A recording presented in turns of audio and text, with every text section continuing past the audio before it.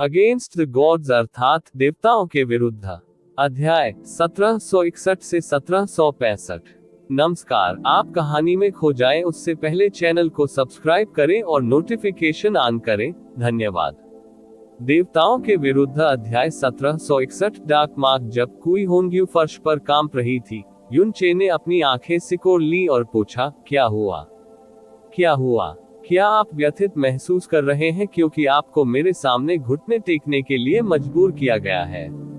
नहीं नहीं, कुई होंग्यू ने अपना सिर झुकाते हुए कहा। हम कुई स्वर्ग क्षेत्र ईमानदारी से आपके सामने आत्मसमर्पण करना चाहते हैं। हमारे सभी संप्रदायों और ताकतों ने शैतान लोगों से लड़ना बंद करने का फैसला किया है। क्षमा करें, उत्तरी दिव्य क्षेत्र के गहन अभ्यासकर्ताओं, और हमने अंधेरे की गहन ऊर्जा से संबंधित हर चीज और हर किसी पर प्रतिबंध और इनाम को भी रद्द कर दिया है। युन चे ने एक शांत उपहास उड़ाया। ये लगभग ऐसा लगता है जैसे कोई स्वर्ग क्षेत्र उत्तरी दिव्य क्षेत्र को माफ कर रहा है। नहीं, कुई होंग्यू ने जल्दी से कहा, मेरा मतलब बिल्कुल भी ऐसा नहीं था। एक बात है जो मैं चाहता हूं कि आप सभी कभी न भूलें। यू चे की शांत डराने वाली आवाज हर किसी की आत्मा में प्रवेश कर गई। आप सभी के प्रति मेरी दयालुता एक बार की बात है। ठीक वैसे ही आपके पास मेरे प्रति अपनी वफादारी साबित करने का केवल एक मौका है। उसने आगे बढ़ने से पहले कुई होंग्यू पर नजर डाली। यदि आप मेरे अधीन होना चाहते हैं तो आपको कम से कम बुनियादी स्तर की ईमानदारी प्रदर्शित करनी चाहिए। क्या आपको नहीं लगता? चिंता मत करो, मैं ज्यादा कुछ नहीं मांगूंगा। अब से तुम अपने आप को तब तक थप्पड़ मारोगे जब तक तुम्हारे सारे दांत खत्म नहीं हो जाते। मैं तुम्हारे मसूड़ों में आधा दांत भी बचा हुआ नहीं देखना चाहता, समझे? आप ऑडियो बुक्स 108 देख रहे हैं। धोखेबाजों से सावधान रहें। ये सुनते ही हर राज्य के राजा की अभिव्यक्ति बदल गई। कुई होंग्यू ने अचानक ऊपर देखा और हकलाते हुए कहा, आपकी महिमा, आप मर सकते हैं। उनकी आवाज तापमान और मानवीय भावनाओं से पूरी तरह रहित थी। बेशक आपकी मृत्यु अकेली नहीं होगी। मैं तुम्हें तुम्हारे कुल और तुम्हारे संप्रदाय के साथ दफनाने का वादा करता हूँ। उद्धरण चिन्ह ... उद्धरण चिन्ह। कुई होंग्यू की आंखें चौड़ी हो गईं। आप एक ऐसे व्यक्ति हैं जिसने एक पल की सूचना पर अपने उद्धारकर्ता को चालू कर दिया और जीवित रहने के लिए अपने घुटनों को एक शैतान व्यक्ति के सामने झुका दिया। क्या आप नहीं हैं? आपके काटने पर बिना दांत के भी काफी दर्द होता है। क्या मैं सही कह रहा हूँ? ये शब्द सिर्फ कुई होंग्यू पर निर्देशित नहीं थे। इसे सुनने के लिए उपस्थित प्रत्येक उच्च लोक के राजा को ऐसा महसूस हुआ जैसे कि पूरी दुनिया को साक्षी मानकर उन्हें जोरदार थप्पड़ मारा गया हो। कुई होंग्यू का शरीर और चेहरे की विशेषताएं अनियंत्रित रूप से हिल रही थीं। अचानक उसने ऊपर देखा और दांत पीसते हुए कहा, मैं कुई होंग्यू 10,000 वर्षों से राजा हूँ। मुझे अपना जीवन खोने की इजाजत है, लेकिन अपना सम्मान नहीं। ये सुनकर सभी लोग दंग रह गए। एक नीले वस्त्रधारी राजा, जो शायद कुई होंग्यू का अच्छा दोस्त था, सदमे में बोला, क्षेत्र राजा होंग्यू। हा। लेकिन युन चे उसकी घोषणा पर तिरस्कार पूर्वक हंसे। आप केवल अपनी जान खो सकते हैं, लेकिन अपना सम्मान नहीं।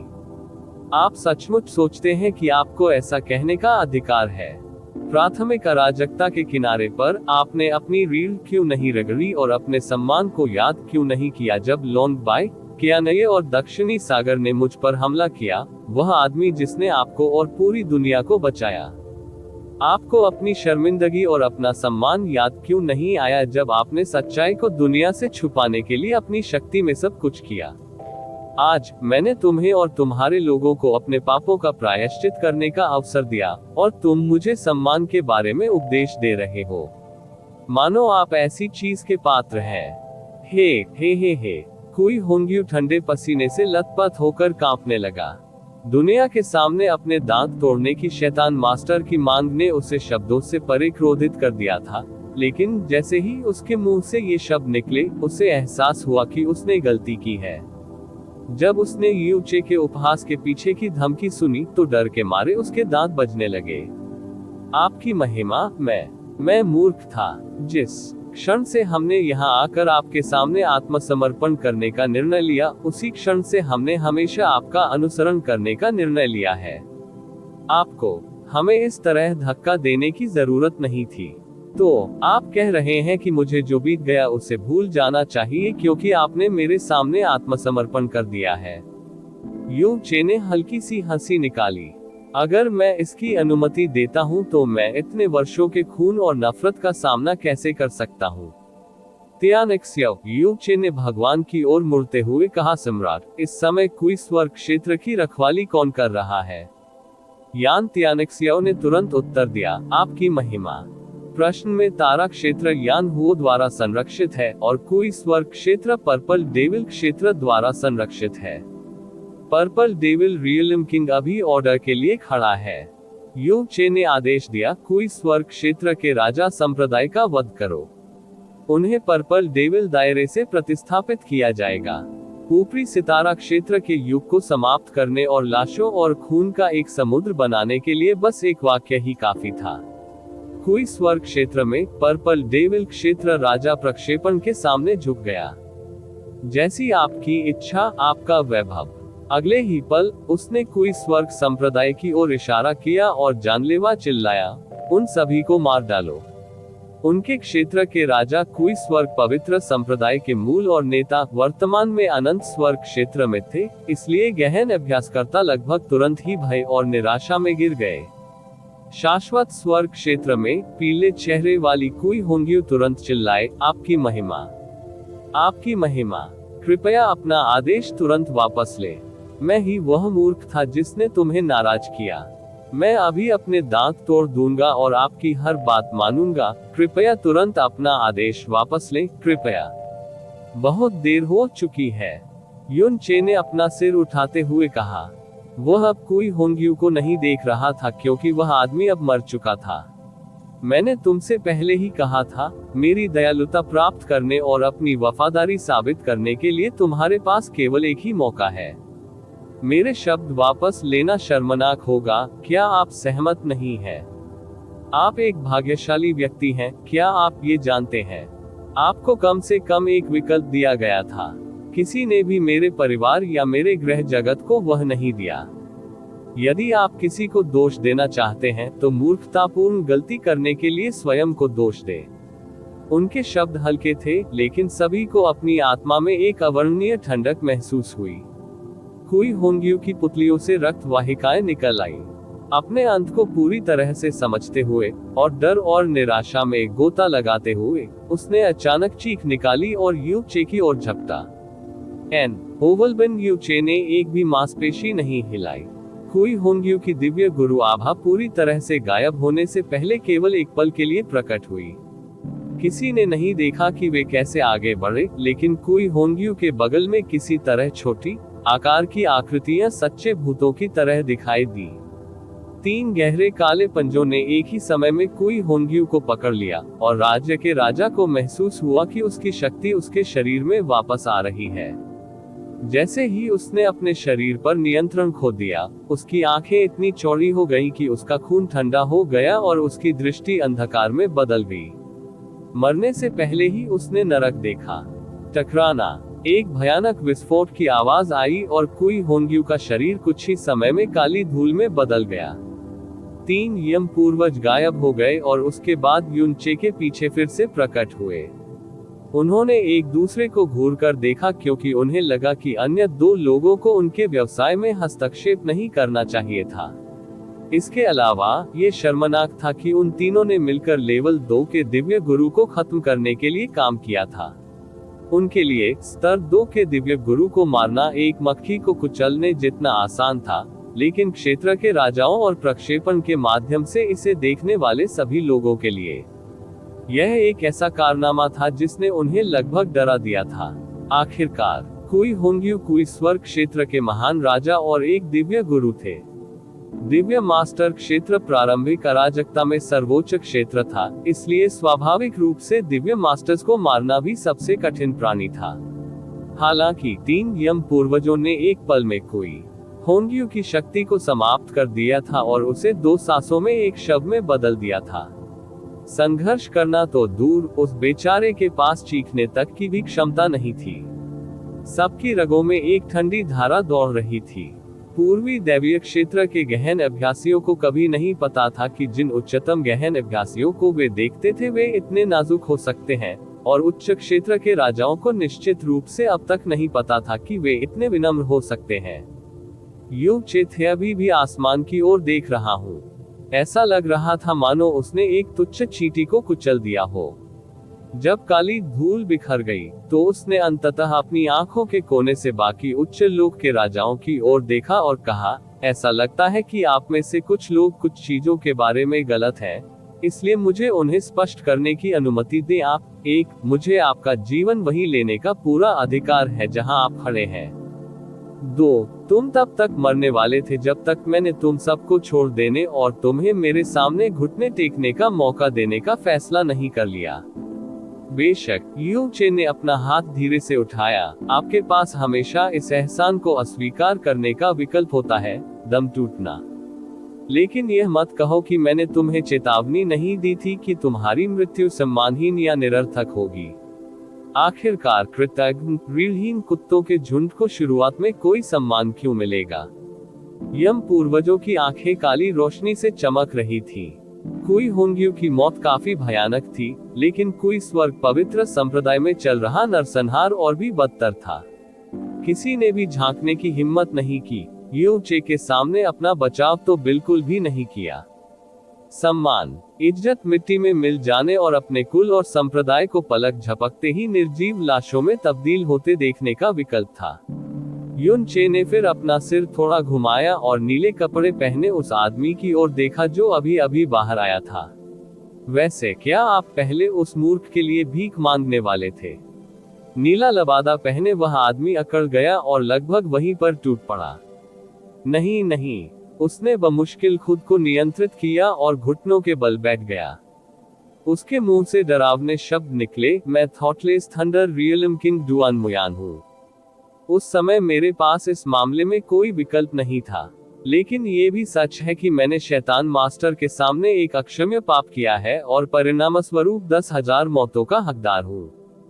आपकी महिमा का प्रस्ताव मेरे माता पिता की दयालुता जितना ही महान है, जो मुझे इस दुनिया में लाए। अब से मैं शैतान मास्टर के शासन के अधीन होने और उसके पापों का प्रायश्चित करने के लिए अपना शेष जीवन बिताने को तैयार हूँ। मैं शैतान गुरु की सेवा करने और उसकी मृत्यु तक किसी भी आदेश का पालन करने की शपथ लेता हूँ। हर किसी की इच्छा शक्ति की एक सीमा होती है, और वह क्षेत्र के राजाओं और दिव्य गुरुओं के लिए भी समान थी। पहले जो कुछ भी हुआ था उसके बाद डुआन मुयान को स्पष्ट रूप से उसकी मानसिक सीमा से परे धकेल दिया गया था। सम्मान, स्थिति, उसकी शर्मिंदगी पूरी दुनिया देख रही है। इस समय उसके लिए इनमें से कोई भी बात मायने नहीं रखती। अपने दांत तोड़ो, यू चे ने उदासीनता से आदेश दिया और उसकी ओर देखा। डुआन मुयान ने बिना किसी हिचकिचाहट के अपने हाथ उठाए और खुद को थप्पड़ मारा। टकराना, टकराना। खुद पर किए गए हमले के तुरंत बाद डुआन मुयान के गाल खून से लाल हो गए। वे गुब्बारे की तरह फूल गए क्योंकि उसका खून, दांत और उसका सारा घमंड उसके मुंह से निकलकर उसके घुटनों के सामने जमीन पर गिर गया। टपकना, टपकना। खून में कुछ पारभासी तरल पदार्थ मिले हुए थे। ये स्पष्ट था कि उसे अपने दांत तोड़ने का आदेश क्यों दिया गया था। इसका मतलब ये था कि वह एक दंतहीन और बेशर्म कमीना था। इसे अनंत स्वर्ग प्रक्षेपण के माध्यम से पूर्वी दिव्य क्षेत्र के हर कोने में प्रक्षेपित किया गया था। इसका मतलब था कि यह शर्मिंदगी अनंत काल के लिए हर किसी की स्मृति में अंकित हो जाएगी। शर्मिंदगी इतनी बड़ी थी कि उत्तरी दिव्य क्षेत्र के गहरे गहन अभ्यासी भी इससे हिल गए। हालांकि जब उन्हें युनचे के साथ हुई त्रासदी याद आई तो उनके मन में जो दया का भाव था वह तुरंत गायब हो गया। क्या वे निर्दोष थे? शायद वे थे। आखिरकार उन पर 2 देव सम्राटों और स्वयं प्राइमल कैस के सर्वोच्च शासक द्वारा दबाव डाला जा रहा था। ये सच है कि उनके पास खुद को और अपने स्टार क्षेत्र को बचाने के लिए घृणित विकल्प चुनने के अलावा कोई विकल्प नहीं था। दुर्भाग्य से, जैसा कि कहा जाता है, आप जो बोएंगे वही काटेंगे। उन्होंने ही यह चुनाव किया था, इसलिए आज उन्हें जो कुछ झेलना पड़ा, उसके लिए उन्हें खेद व्यक्त करने का कोई अधिकार नहीं है। यू चे ने पूर्वी दिव्य क्षेत्र के विनाश का आदेश नहीं दिया था, लेकिन ऐसा कोई रास्ता नहीं था जिससे वह उन्हें आसानी से छोड़ सके। डुआन मुई ने अपना सिर नीचा रखा और यू चे या किसी की ओर देखने से परहेज किया, अन्यथा अपनी पूरी ताकत के साथ आज्ञाकारी साम्राज्य के राजा को घूरते हुए युनचे उसके पास गया और अंधेरे की एक छोटी सी गेंद उसकी उंगलियों पर इकट्ठा कर ली। ये यहाँ अंधेरे का निशान है। एक बार जब मैंने इसे आप में प्रत्यारोपित कर दिया, तो आप इससे कभी नहीं बच पाएंगे, भले ही आप अपना खून सुखा लें, अपनी गहरी नसों को पंगु बना लें, या खुद को मार डालें। डुआन मुयान कांप रहा था। पूर्वी क्षेत्र के सभी राजा कांप रहे थे। युन चे उसे घूरता रहा और खुद शैतान की तरह बड़बड़ाता रहा। आप ही थे जिन्होंने कहा था कि आप मृत्यु तक अंधेरे का पालन करेंगे, इसलिए आपके पास इस उपहार को अस्वीकार करने का कोई कारण नहीं है। क्या मैं सही हूँ? उद्धरण चिन्ह उद्धरण चिन्ह। डुआन मुयान का सिर 1 सेंटीमीटर नीचे झुक गया, इससे पहले कि वह कहता, आपके आशीर्वाद के लिए धन्यवाद, आपकी महिमा। बहुत अच्छा। एक शैतानी रोशनी डुआन मुयान की छाती से होकर गुजरी और उसकी जीवन नस में प्रवेश कर गई। हालांकि यू चे किसी भी गहन अभ्यासकर्ता के शरीर को एक काले शरीर में बदल सकता था, जो किंगचेन स्वयं उसकी पहली सृजन थी, इसमें उसकी बहुत अधिक ऊर्जा खर्च होगी, और वह केवल पहली बार ही सफल हुआ क्योंकि राजकुमार बेहोश था। कोई भी संघर्ष प्रक्रिया को पहले से भी अधिक जटिल बना देगा। दूसरी ओर, ये काला निशान प्रभावित व्यक्ति के शरीर या गहरी ऊर्जा को परिवर्तित नहीं करेगा, लेकिन यह उनकी जीवन रेखा में रहेगा और उन्हें हमेशा के लिए एक दागी के रूप में चिन्हित कर देगा। जब तक वे जीवित रहेंगे, वे कभी भी इससे बच नहीं पाएंगे। बधाई हो, अब आप अंधकार के बच्चे हैं। युन चे ने अपना हाथ हटा लिया और क्रूरता से मुस्कुराया। अब से आप अपने घर और अपनी जिम्मेदारियों पर लौट सकते हैं। लेकिन याद रखें, आपके पास वफादारी का केवल एक ही मौका है। डुआन मुयान कई सांसों तक चुप रहा। काफी समय बाद आखिरकार उसने युन चे का सामना करने के लिए ऊपर देखा, लेकिन पहले उसकी सूजी हुई विशेषताओं पर हावी होने वाला विकृत भय गायब था। मैं आपकी महिमा के आदेश का पालन करूंगा। अपने पैरों पर खड़े होने से पहले उसने गहराई से प्रणाम किया। वह बिना किसी से बात किए या किसी से नजरें मिलाए बिना ही तेजी से वहां से चला गया। ज्यादा दूर नहीं, शिबुयाओ ने अपना सिर हिलाया और मन ही मन मुस्कुराए। ओह, तुम्हें मेरी बिल्कुल भी जरूरत नहीं है। देवताओं के विरुद्ध अध्याय 1762। दक्षिणी सागर की योजना। अब चूंकि वहां एक मृत व्यक्ति और एक उदाहरण था, तो उनके पीछे हर कोई जानता था कि उनकी पसंद क्या होगी। इसके अलावा, एक बार जब उन सभी ने देखा कि एक सहकर्मी ने अपनी सारी गरिमा का त्याग कर दिया और खुद को पूरी तरह से अंधेरे के हवाले कर दिया, तो उन्होंने अवचेतन रूप से इस कार्य को स्वीकार करना बहुत आसान पाया। पूर्वी दैवीय क्षेत्र के शेष भाग इन उच्च क्षेत्र के राजाओं को देख रहे थे, जिनके आदेश और आह्वान पर लाखों लोग थे, और शेष विश्व के लिए वे स्वर्गीय देवताओं की तरह थे, जो अपनी सजा का इंतजार कर रहे अपराधियों की तरह आगे बढ़ रहे थे। उन सभी ने एक के बाद एक यू चे के सामने घुटने टेक दिए। उन्होंने उस अंधेरे के सामने घुटने टेक दिए जिससे वे कभी नफरत और तिरस्कार करते थे। वे झुक गए, अपने दांत तोड़ दिए, और उन पर वह काला निशान पड़ गया, और उन्हें इसके लिए युन चे को बहुत धन्यवाद भी देना पड़ा। पूर्वी दैवीय क्षेत्र के गहन अभ्यासी ये देखकर इतने हैरान और भयभीत हो गए कि उनके शरीर सुन्न हो गए। वे इस बात को लेकर निश्चित नहीं थे कि वर्तमान में उनके दिलों में जो भावना भर रही है वह आत्म उपहास है या दुख। ताकतवर ने कमजोर को खा लिया और विजेता ने इतिहास की किताबें लिखी। दुनिया की यही रीत थी, लेकिन इसे इतने नग्न और क्रूर तरीके से पहले कभी नहीं किया गया था। युन चे ने देखा कि उच्च क्षेत्र के प्रत्येक राजा ने उसके सामने घुटने टेक दिए और अपने दांत तोड़ दिए। उसका चेहरा ठंडा और भावहीन था और उसके चेहरे पर दया या अनिच्छा का एक भी निशान नहीं देखा जा सकता था। हालांकि खुशी का कोई निशान भी नहीं देखा जा सकता था। ये लोगों का एक ही समूह था, लेकिन अब उनके दृष्टिकोण और भाव बिल्कुल अलग थे। दयालुता, धार्मिकता, विवेक, सम्मान, गरिमा। इस दुनिया में, एक क्रूर दुनिया जहां केवल ताकतवर ही जीवित बचे थे, ये सभी चीजें बकवास थी। केवल प्रचंड शक्ति ही यह परिभाषित कर सकती है कि सच्ची दयालुता, धार्मिकता, विवेक, सम्मान और प्रतिष्ठा थे। यह आपको अपनी इच्छानुसार किसी भी कानून को परिभाषित करने की अनुमति देगा। सुदूर पवित्र ईव्स क्षेत्र में एक निर्जीव वातावरण व्याप्त हो गया। लुओ शांगचेन और लुओ गुक्सी के बीच हिंसक टकराव के बाद संप्रदाय में लगभग सभी को पता चल गया था कि लुओ चांगशेन वास्तव में एक कमीने था। अच्छी बात यह थी कि पूरा संप्रदाय जल्द से जल्द लॉकडाउन में चला गया, इसलिए खबर नहीं फैली। अन्यथा पूर्वी दिव्य क्षेत्र में नंबर 1 सितारा क्षेत्र पूर्वी दिव्य क्षेत्र का सबसे बड़ा हंसी का पात्र बन गया होता। होली ईव्स ग्रेट एल्डर अपने चेहरे पर उदास भाव के साथ हॉल में चले गए। उन्होंने कहा, संप्रदाय मास्टर, हम अब यूचे को और अधिक इंतजार नहीं करने दे सकते। भले ही हमें अपनी सारी गरिमा और सम्मान का त्याग करना पड़े, हम कम से कम उन नींवों को सुरक्षित रख सकते हैं जो हमारे पूर्वजों ने हमारे लिए रखी थी। 4 महान राजा क्षेत्र एक के बाद एक गिर गए थे, तो उनके पवित्र ईव्स क्षेत्र को गर्व करने और अलग रहने की क्या गुंजाइश थी। इसके अलावा वे इतने बड़े बदलाव से हिल गए थे। पवित्र ईव्स क्षेत्र के राजा लुओ शांगचेन ने महान बुजुर्ग की ओर देखने के लिए धीरे से अपना सिर उठाया।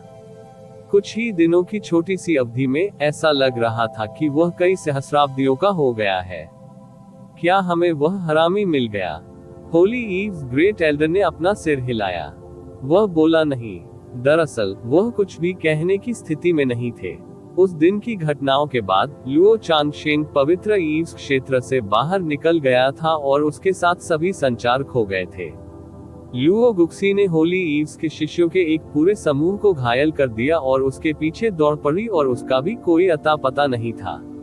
कुछ ही क्षणों में पवित्र ईव्स क्षेत्र ने 2 अंतिम चरण के दिव्य मास्टर्स को खो दिया था।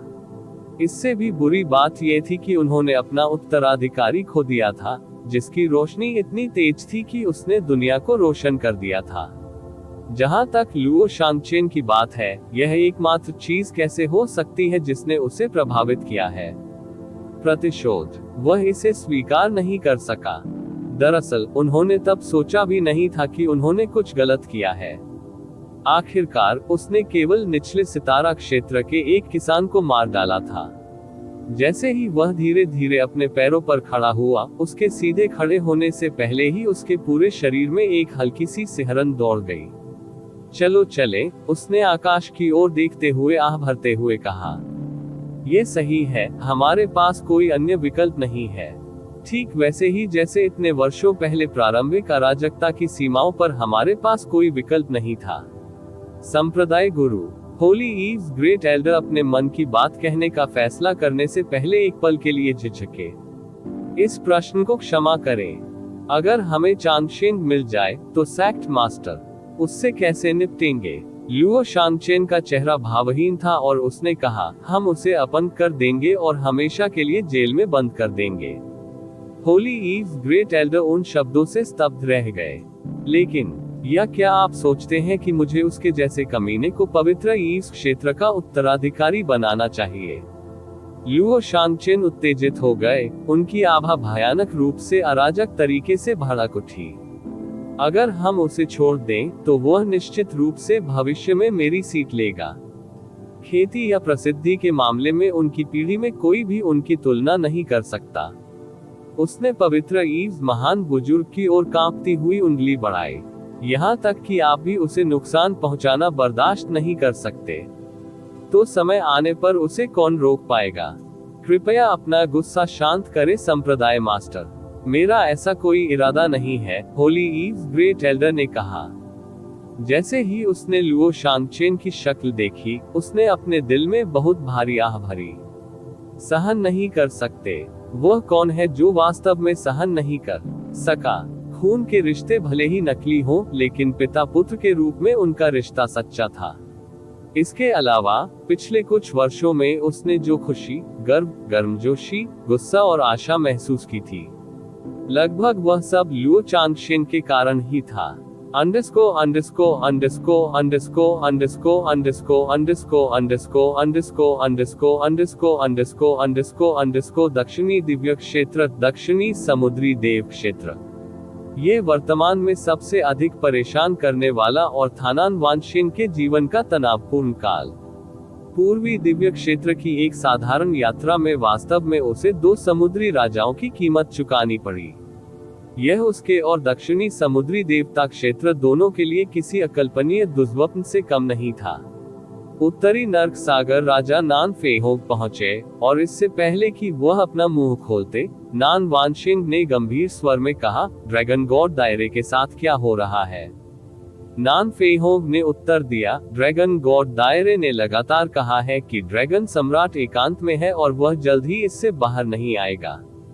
हालांकि अब जब शाश्वत स्वर्ग देव क्षेत्र, चंद्रमा देवता क्षेत्र और ब्रह्मा सम्राट भगवान क्षेत्र एक के बाद एक पराजित हो गए हैं, तो ऐसा कोई रास्ता नहीं है कि ड्रैगन भगवान क्षेत्र अब इस स्थिति को नजरअंदाज कर सके। भले ही ड्रैगन मोनार्क वास्तव में बाहर नहीं आ सके, वे निश्चित रूप से जल्द ही कार्रवाई करेंगे। इसके अलावा हमें अभी एक और खबर भी मिली है। जो जुजी ईस्टर्न डिवाइन क्षेत्र से भाग गया है और ड्रैगन गॉड दायरे में प्रवेश कर गया है, और वह अपने साथ 6 अभिभावकों को लाया है। नान वानशेन ने कहने से पहले अपनी सांसों में कुछ बुदबुदाया, हम निश्चित रूप से दक्षिणी नर्क और पश्चिमी नर्क की मौतों की खबर को बाहर नहीं आने दे सकते। मैं समझता हूँ। नान फेहोंग ने जोर से सिर हिलाया। नान वानशेन ने अचानक गहरी आवाज में बोलने से पहले धीरे से अपनी आंखें बंद कर ली। ये सचमुच अजीब है। ड्रैगन मोनार्क ने उस समय जो रवैया दिखाया था, उसे देखते हुए वह स्पष्ट रूप से हमारे लिए अज्ञात किसी कारण से युनचे से नफरत करता है।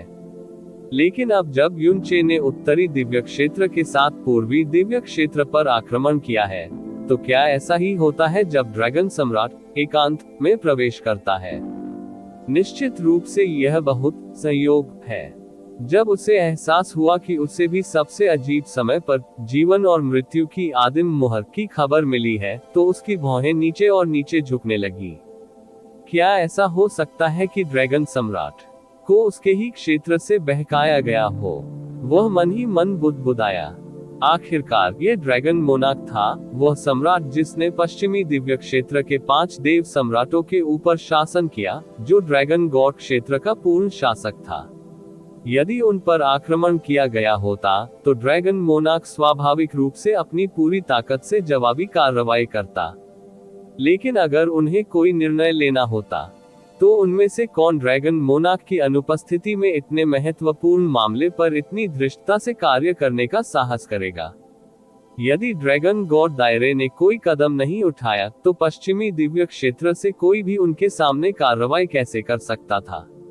यह एक संयोग होना चाहिए, नान फेहोंग ने उत्तर दिया। ड्रैगन मोनार्क के सम्मान को देखते हुए दुनिया में कौन वास्तव में उसे लुभा सकता है? नान वानशेन भारी सोच में पड़ गए।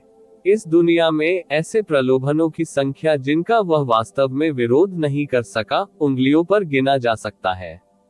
अनंत जीवन निस्संदेह उन अनूठे प्रलोभनों में से एक था, और यही कारण था कि उसने किसी और के लिए ढाल बनना चुना था, क्योंकि उसने ब्रह्मा सम्राट भगवान क्षेत्र में अपना रास्ता मजबूर किया था। जहां तक ड्रैगन मोनार्क की बात है, दुनिया में ऐसा क्या कारण हो सकता है कि उसके जैसा शक्तिशाली व्यक्ति इतने लंबे समय तक गायब हो जाए? वह ऐसी किसी चीज के बारे में सोच ही नहीं सकता था जो सोच सके। इससे निस्संदेह पता चला कि उत्तरी दिव्य क्षेत्र कितना भयानक था, ताकत और चालाकी दोनों में। यह उनके लिए विशेष रूप से सच था क्योंकि उन्होंने व्यक्तिगत रूप से भव्य ब्रह्मा सम्राट देव क्षेत्र, पूर्वी दिव्य क्षेत्र का सबसे मजबूत राजा क्षेत्र, जिसका उल्लेख उनके दक्षिणी सागर राजा क्षेत्र के समान ही किया जा सकता था, को एक जीवित नरक में तब्दील होते देखा था। एक ही दिन, यदि किसी ने वह देखा है जो उसने देखा है, तो इसमें कोई संदेह नहीं है कि यह उनके दिल और आत्मा की गहराई में एक अतुलनीय गहरी छाया छोड़ देगा। यह उनके लिए भी वैसा ही था, दक्षिणी क्षेत्र में नंबर 1 देव सम्राट। मेरे पास अब इस बारे में चिंता करने के अलावा कोई विकल्प नहीं है, नान वानशिंग ने गंभीर रूप से कहा। इसकी बहुत संभावना है कि उत्तरी दिव्य क्षेत्र आएगा, अगला दक्षिणी दिव्य क्षेत्र। यह है। नान फेहोंग उन शब्दों से चौंक गया, लेकिन वह जल्दी ही ठीक हो गया। मुझे नहीं लगता कि वे ऐसा करेंगे। पूर्वी दैवीय क्षेत्र को उत्तरी दैवीय क्षेत्र द्वारा रौंदने का कारण ये था कि उन्होंने पहले तो अपने दुश्मन को नजरअंदाज कर दिया और बाद में छिपकर हमला करना शुरू कर दिया। वही बात हमारे दक्षिणी दिव्य क्षेत्र में नहीं होगी। इसके अलावा पूर्वी दैवीय क्षेत्र पर इस आक्रमण में उन्होंने बहुत सारे लोगों को खो दिया होगा और उनकी ताकत खत्म हो गई होगी। यहाँ तक कि अगर वे वास्तव में हमारे दक्षिणी दिव्य क्षेत्र पर हमला करने की योजना बनाते हैं, तो इससे पहले उन्हें लंबे समय तक आराम करना होगा और स्वस्थ होना होगा। इसके अलावा युनचे के मन में पूर्वी दैवीय क्षेत्र के प्रति गहरी और स्थायी नफरत है, लेकिन हमारे दक्षिणी दैवीय क्षेत्र के साथ उसका वास्तव में कोई उलझाव नहीं है। नान वानशिंग ने ठंडी हंसी के साथ उसे रोका। क्या ऐसा हो सकता है कि आप भूल रहे हो कि वास्तव में इतने वर्षों पहले स्वर्गीय वत्स्टार भगवान को किसने एक मृत अंत में पहुंचाया था? नान फेहोंग की नजर तेज हो गई। युचे पहले ही पूरी तरह से पागल हो चुका है, एक पागल जो केवल बदला लेने के लिए जीता है। नान वानशिंग ने उदास स्वर में कहा, सत्ता और आधिपत्य, सम्राट की हैसियत, वह उन चीजों के बारे में जरा भी ध्यान नहीं देता है, तो वह दैवीय क्षेत्रों के बीच लड़ाई के नफा नुकसान पर ध्यान क्यों देगा? जो कुछ भी हुआ वह उसके पागल प्रतिशोध का हिस्सा है। इस पागल के पीछे स्वयं शैतान रानी की योजनाएं और चालाकियां छिपी हुई है। वह ऑपरेशन का असली दिमाग है और वह युनचे को धीरे धीरे पूर्वी दिव्य क्षेत्र को निगलने में मदद कर रही है। इसलिए उनका यह आक्रमण सिर्फ अपनी नफरत और गुस्सा निकालने के लिए नहीं है, बल्कि वे अपने अधिकांश नुकसान की भरपाई करने में भी कामयाब रहे हैं। इसके अलावा ड्रैगन मोनार्क की अनुपस्थिति ने समय की एक खिड़की तैयार की है जो उनके लिए बेहद कीमती है। वे इसका एक सेकंड भी क्यों बर्बाद करेंगे? नान वानशिंग द्वारा बोले गए हर शब्द से उसका दिल भारी हो गया। ये बहुत संभव है कि पूर्वी दिव्य क्षेत्र पर विजय प्राप्त करने के बाद वे अपना आक्रमण बंद नहीं करेंगे। वे आराम करने और पुनर्संगठित होने की भी जहमत नहीं उठाएंगे। वास्तव में वे मेरी उम्मीद से भी जल्दी हमारे दरवाजे पर दस्तक दे सकते हैं। उत्तरी नर्क राजा ने अपनी भौहें सिकोड़ ली। क्या उत्तरी दैवीय क्षेत्र वास्तव में सोच सकता है कि वह हमारे दक्षिणी दैवीय क्षेत्र को उसी तरह निगल सकता है जैसे उसने पूर्वी दैवीय क्षेत्र को निगल लिया था? क्या आपने विश्वास किया होगा कि युचे उत्तरी दिव्य क्षेत्र की कमान ले सकता है और 4 साल पहले पूर्वी दिव्य क्षेत्र को खून के समुद्र में धो सकता है? नान वानशिंग ने बेरुखी से पूछा। नॉर्डन हेल्सिकिन तुरंत अवाक रह गया। युचे निश्चित रूप से कोई ऐसा व्यक्ति नहीं है जिसे आप समझाने के लिए तर्क का उपयोग कर सके। यही सबसे बड़ा कारण भी था कि उस समय हर कोई उसे मारने के लिए बेताब था। उसे मारने में असफल होने के परिणाम, ठीक है, वे अब आपके सामने स्पष्ट रूप से दिखाई दे रहे हैं, है ना? नान वानशिंग के हाथ धीरे धीरे मुट्ठियों में कस रहे थे। नॉर्डन हेल्सिकिन कहने से पहले सोच में पड़ गए। मेरे राजा के विचार बहुत मायने रखते हैं। हालांकि मुझे अभी भी लगता है कि उत्तरी दैवीय क्षेत्र निकट भविष्य में हमारे दक्षिणी दैवीय क्षेत्र के खिलाफ इतनी आसानी से नहीं जाएगा, भले ही उन्होंने वास्तव में ऐसा किया हो। ऐसी महत्वाकांक्षाएं, कम से कम चंद्र देव क्षेत्र और ब्रह्मा सम्राट देव क्षेत्र को हराने के लिए उन्होंने जो तरीके अपनाए, वे अब उनके लिए उपलब्ध नहीं होने चाहिए। अन्यथा ऐसा कोई कारण नहीं है कि वे अनंत स्वर्ग देव क्षेत्र को नष्ट करने और अपने नुकसान को कम करने के लिए समान तरीकों का उपयोग न करते। चूंकि यही मामला है, तो हम पहल करने की कोशिश क्यों नहीं करते? उसकी आंखों में एक अजीब सी रोशनी चमक उठी। 1 दशक से अधिक समय बीत चुका है और कियान कियू ने लगभग पूरी तरह से अपनी दिव्य शक्ति के साथ विलय कर लिया है। चूंकि क्राउन प्रिंस के रूप में उनकी नियुक्ति केवल समय की बात है, तो इसे अभी क्यों न करें? नान वानशिंग ने अपना सिर उठाया और कहा, तुम्हारा मतलब है? एक समारोह आयोजित करें अगले महीने क्राउन प्रिंस की उपाधि प्रदान करने और इसे सभी क्षेत्रों को आमंत्रित करने के एक कारण के रूप में उपयोग करने के लिए। इसमें यूचे और ड्रैगन गॉड दायरे के नेतृत्व वाले राजा क्षेत्र शामिल हैं। उस समय हम दक्षिणी दिव्य क्षेत्र के प्रति यूचे के रवैये को सीधे तौर पर समझने में सक्षम होंगे। आप ऑडियो बुक्स 108 देख रहे हैं।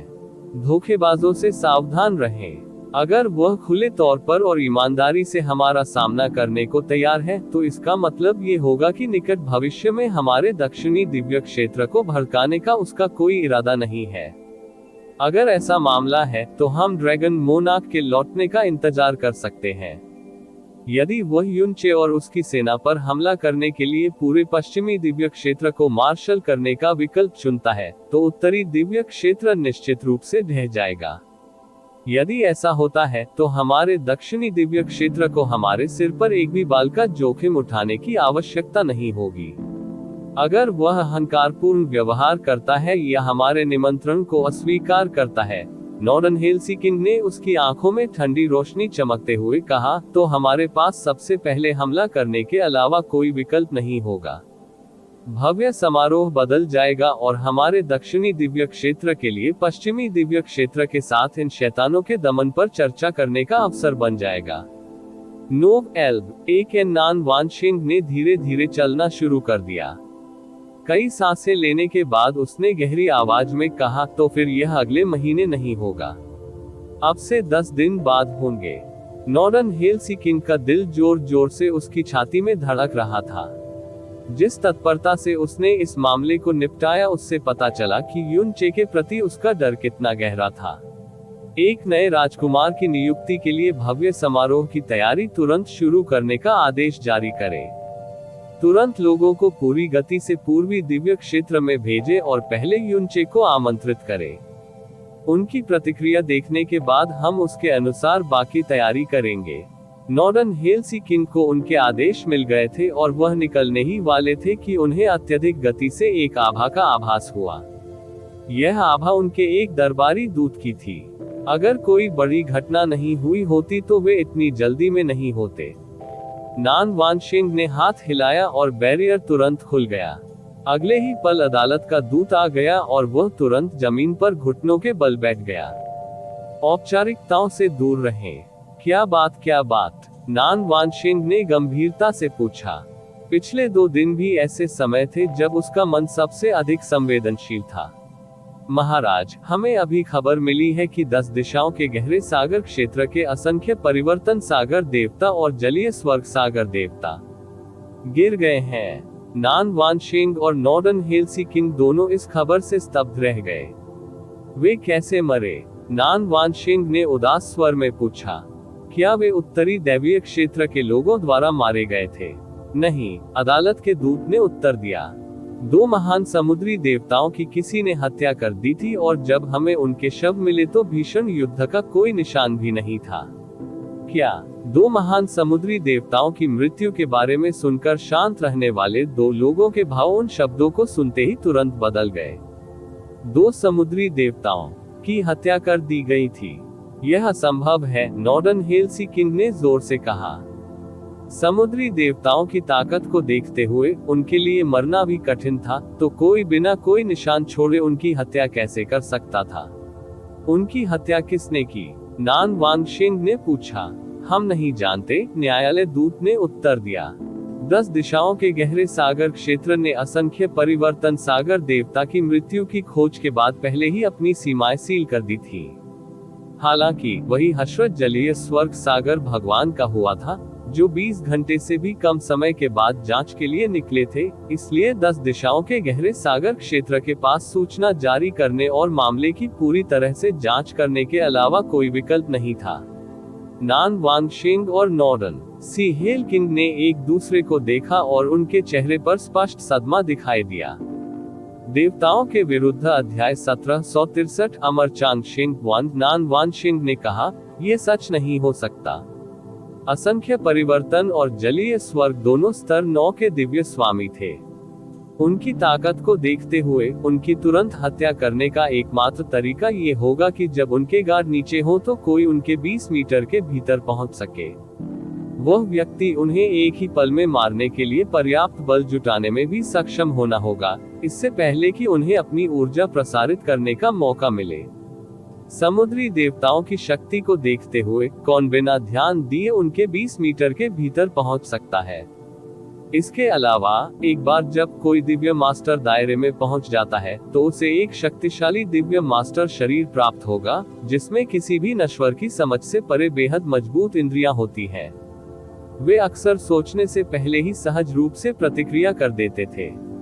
इसके अलावा इस हत्यारे को तुरंत इतनी अविश्वसनीय शक्ति का विस्फोट करने में सक्षम होना था कि वह पलक झपकते ही एक समुद्री देवता को मार सके।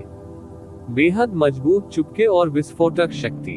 इस ब्रह्मांड में एकमात्र व्यक्ति जिसके पास इसे हासिल करने की बहुत कम संभावना थी, वह पूर्वी क्षेत्र स्टार गॉड दायरे का स्वर्गीय वध स्टार गॉड था, नान वानशिंग ने बुदबुदाया।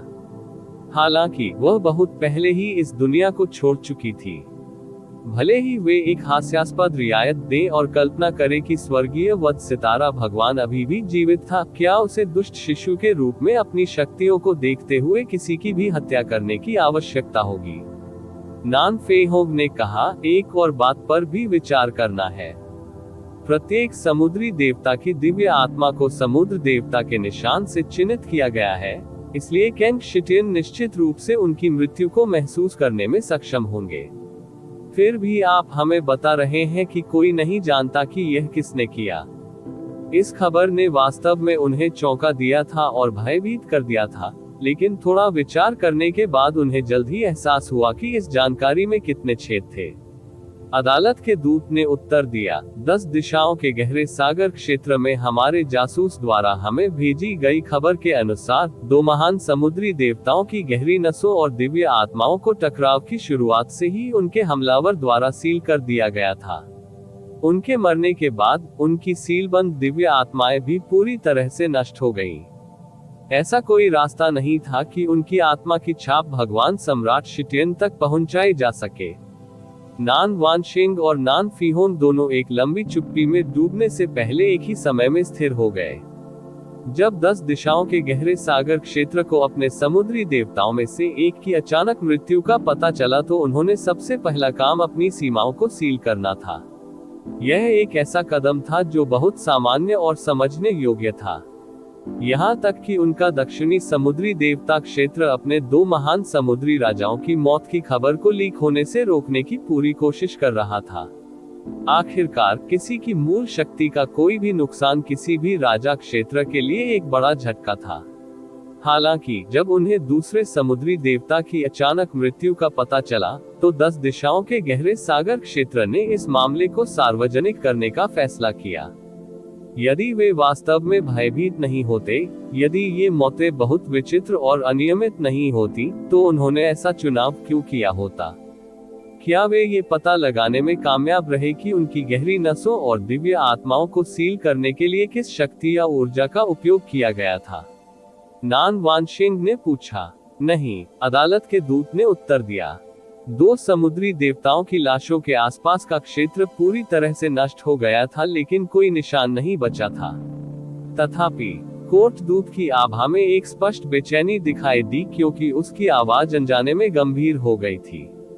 ईश्वर के सबसे करीबी जासूस सम्राट शिटियन ने हमें कुछ समाचार भेजे जो उसे अभी प्राप्त हुए थे। वे उस क्षेत्र में एक बहुत ही धुंधली कठोर आभा का पता लगाने में कामयाब रहे जहां 2 समुद्री देवताओं की मृत्यु हुई थी। इसका पता 50 किलोमीटर के दायरे में लगाया गया था, और भले ही यह बहुत हल्का था, यह अत्यधिक उच्च स्तर का भी था। उद्धरण चिन्ह ... विस्मयादिबोधक चिन्ह विस्मयादिबोधक चिन्ह उद्धरण चिन्ह। नान वानशिंग और नान फेहोंग की आंखें ठीक उसी क्षण तेजी से कांपने लगी। नान फेहोंग ने हिंसक तरीके से अपना हाथ बाहर निकाला और अदालत के दूत को हवा में उठा लिया। क्या आप आश्वस्त हैं कि यह खबर सच है? न्यायालय दूत अपना संयम बनाए रखने में कामयाब रहे। उसने अपना सिर हिलाया और उत्तर दिया, ये नौकर इस खबर की पुष्टि करने की हिम्मत नहीं करता है। हालांकि ये वह खबर थी जो महिला ने हमें भेजी थी। जिस जासूस के बारे में उन्होंने बात की थी, वह जासूस जो भगवान सम्राट शिटियन के सबसे करीब था, वह कोई और नहीं बल्कि 10 दिशाओं के गहरे सागर क्षेत्र के राजा कैंग शिटियन की 3 प्रिय रखैलों में से एक था। यदि यह मामला सच था, तो इसके पीछे छिपी सच्चाई ने उन्हें पता चलने से पहले ही उनकी रीढ़ में सिहरन पैदा कर दी थी कि यह क्या था। अपने पीछे कोई निशान न छोड़ते हुए 2 महान समुद्री देवताओं की चुपचाप हत्या करने में सक्षम होना। यहाँ तक कि नान वानशिंग भी किसी ऐसे व्यक्ति के बारे में नहीं सोच सकते थे जो ऐसी उपलब्धि हासिल कर सके। लेकिन अगर यह ड्रैगन मोनार्क होता, तो ये कहने की हिम्मत कौन करता कि वह ऐसा नहीं कर सकता। संयोग से ड्रैगन मोनार्क इसी क्षण बेहद अजीब परिस्थितियों में लापता हो गया। वह ऐसा काम क्यों करेगा? ये संभव नहीं है। नान फेहोंग ने अदालत के दूत को भगा दिया। मुझे याद नहीं है कि 10 दिशाओं के गहरे सागर क्षेत्र में ड्रैगन जाति के साथ कभी कोई संघर्ष या उलझाव हुआ हो। ये हमें धोखा देने के लिए जानबूझकर छोड़ा गया एक सुराग हो सकता है। भले ही यह उन्हें धोखा देने के लिए बनाया गया कुछ था, अपराधियों को पहले एक क्रूर आभा प्राप्त करनी थी जो काफी उच्च स्तर की थी। फेहोंग, नान वानशिंग ने गंभीर आवाज में कहा, अभी हमने जो चर्चा की उसके अलावा, मैं चाहता हूं कि आप व्यक्तिगत रूप से जाएं और इस खबर की प्रामाणिकता की पुष्टि करें। एमेन, नान फीहोंग ने सिर हिलाते हुए गुर्राया। उसके बाद वह जल्दी से चला गया। NOVAL B1 N 10 दिशाओं के गहरे सागर क्षेत्र से जो समाचार आया था, उसने वास्तव में सभी तर्कों को खारिज कर दिया। हालांकि जब एकमात्र सुराग जो अस्तित्व में था वह एक निशान था जिसे वे सभी पहचानते थे, कुछ ऐसा जिसे 10 दिशाओं के गहरे समुद्र क्षेत्र द्वारा सत्यापित किया गया था, तो ये सुराग कितना भी हास्यास्पद या बेतुका क्यों न लगे, इसने पहले ही संदेह और संदेह का बीज बो दिया था उनके दिलों में। एक बार जब किसी व्यक्ति के हृदय में संदेह का बीज बोया गया, तो उसे बहुत सी चीजें सूक्ष्म रूप से भिन्न प्रतीत होंगी।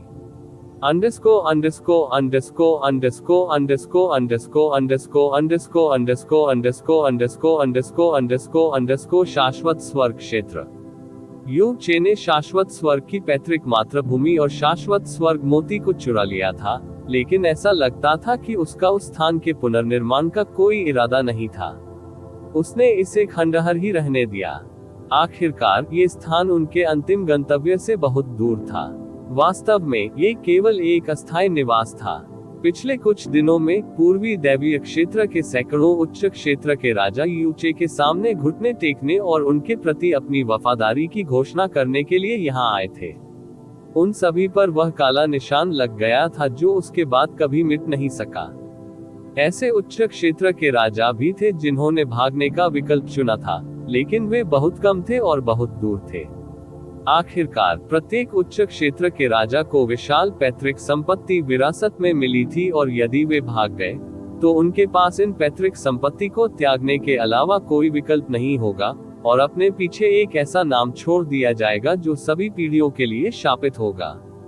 यदि ऐसा होता तो वे ऐसा करते, बल्कि अंधेरे की ओर घुटने मोड़ो। कम से कम दुनिया की नजर में यह अपमानजनक समर्पण ऐसा लग रहा था जैसे यह विश्व की शांति के लिए था।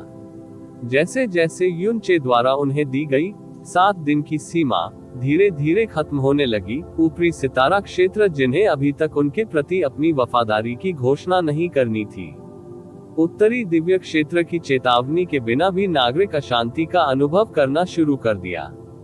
इनमें से कुछ ऊपरी सितारा क्षेत्रों में अशांति इतनी बढ़ गई कि नागरिकों ने घोषणा की कि यदि उनके क्षेत्र के राजा ने अनंत स्वर्ग देव क्षेत्र में जाने से इनकार कर दिया तो वे एक नया राजा चुनेंगे। 5वें दिन एक सितारा क्षेत्र का राजा, जिसकी हर कोई प्रशंसा करता था, आखिरकार आ गया। पवित्र ईव दायरे के राजा लुओ शांगचेन। पवित्र ईव क्षेत्र पूर्वी दिव्य क्षेत्र में राजा क्षेत्रों के नीचे निर्विवाद रूप से नंबर 1 सितारा क्षेत्र रहा है। उनके साम्राज्य के राजा लुओ शांगचेन बेहद शक्तिशाली थे और उनके उत्तराधिकारी लुओ चांगशिंग ऐसी प्रतिभा से चमके कि इसने दुनिया को रोशन कर दिया।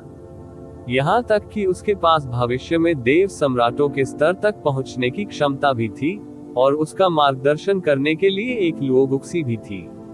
हालांकि जब उत्तरी दैवीय क्षेत्र पर आक्रमण हुआ, तो पवित्र ईव्स क्षेत्र प्रमुख ताकतों में से एक, जो पूर्वी दैवीय क्षेत्र को युद्ध का रुख मोड़ने में मदद कर सकता था, ने पूरे आक्रमण के दौरान कुछ नहीं किया। उन्होंने मदद के लिए की गई किसी भी पुकार का जवाब तक नहीं दिया। उनकी वर्तमान उपस्थिति ने गहन अभ्यासियों को असीम दुख से हौंफने पर मजबूर कर दिया। Luo Shangchen holy eve great elder के साथ आए। जब युन चे ने उसे देखा, तो उसकी आंखें सिकुड़ने लगी, क्योंकि उसकी आंखों से एक ठंडी रोशनी निकलने लगी जो पहले से स्पष्ट रूप से अलग थी। लुओ शांगचेन ने धीरे धीरे यू चे की ओर चलना शुरू कर दिया।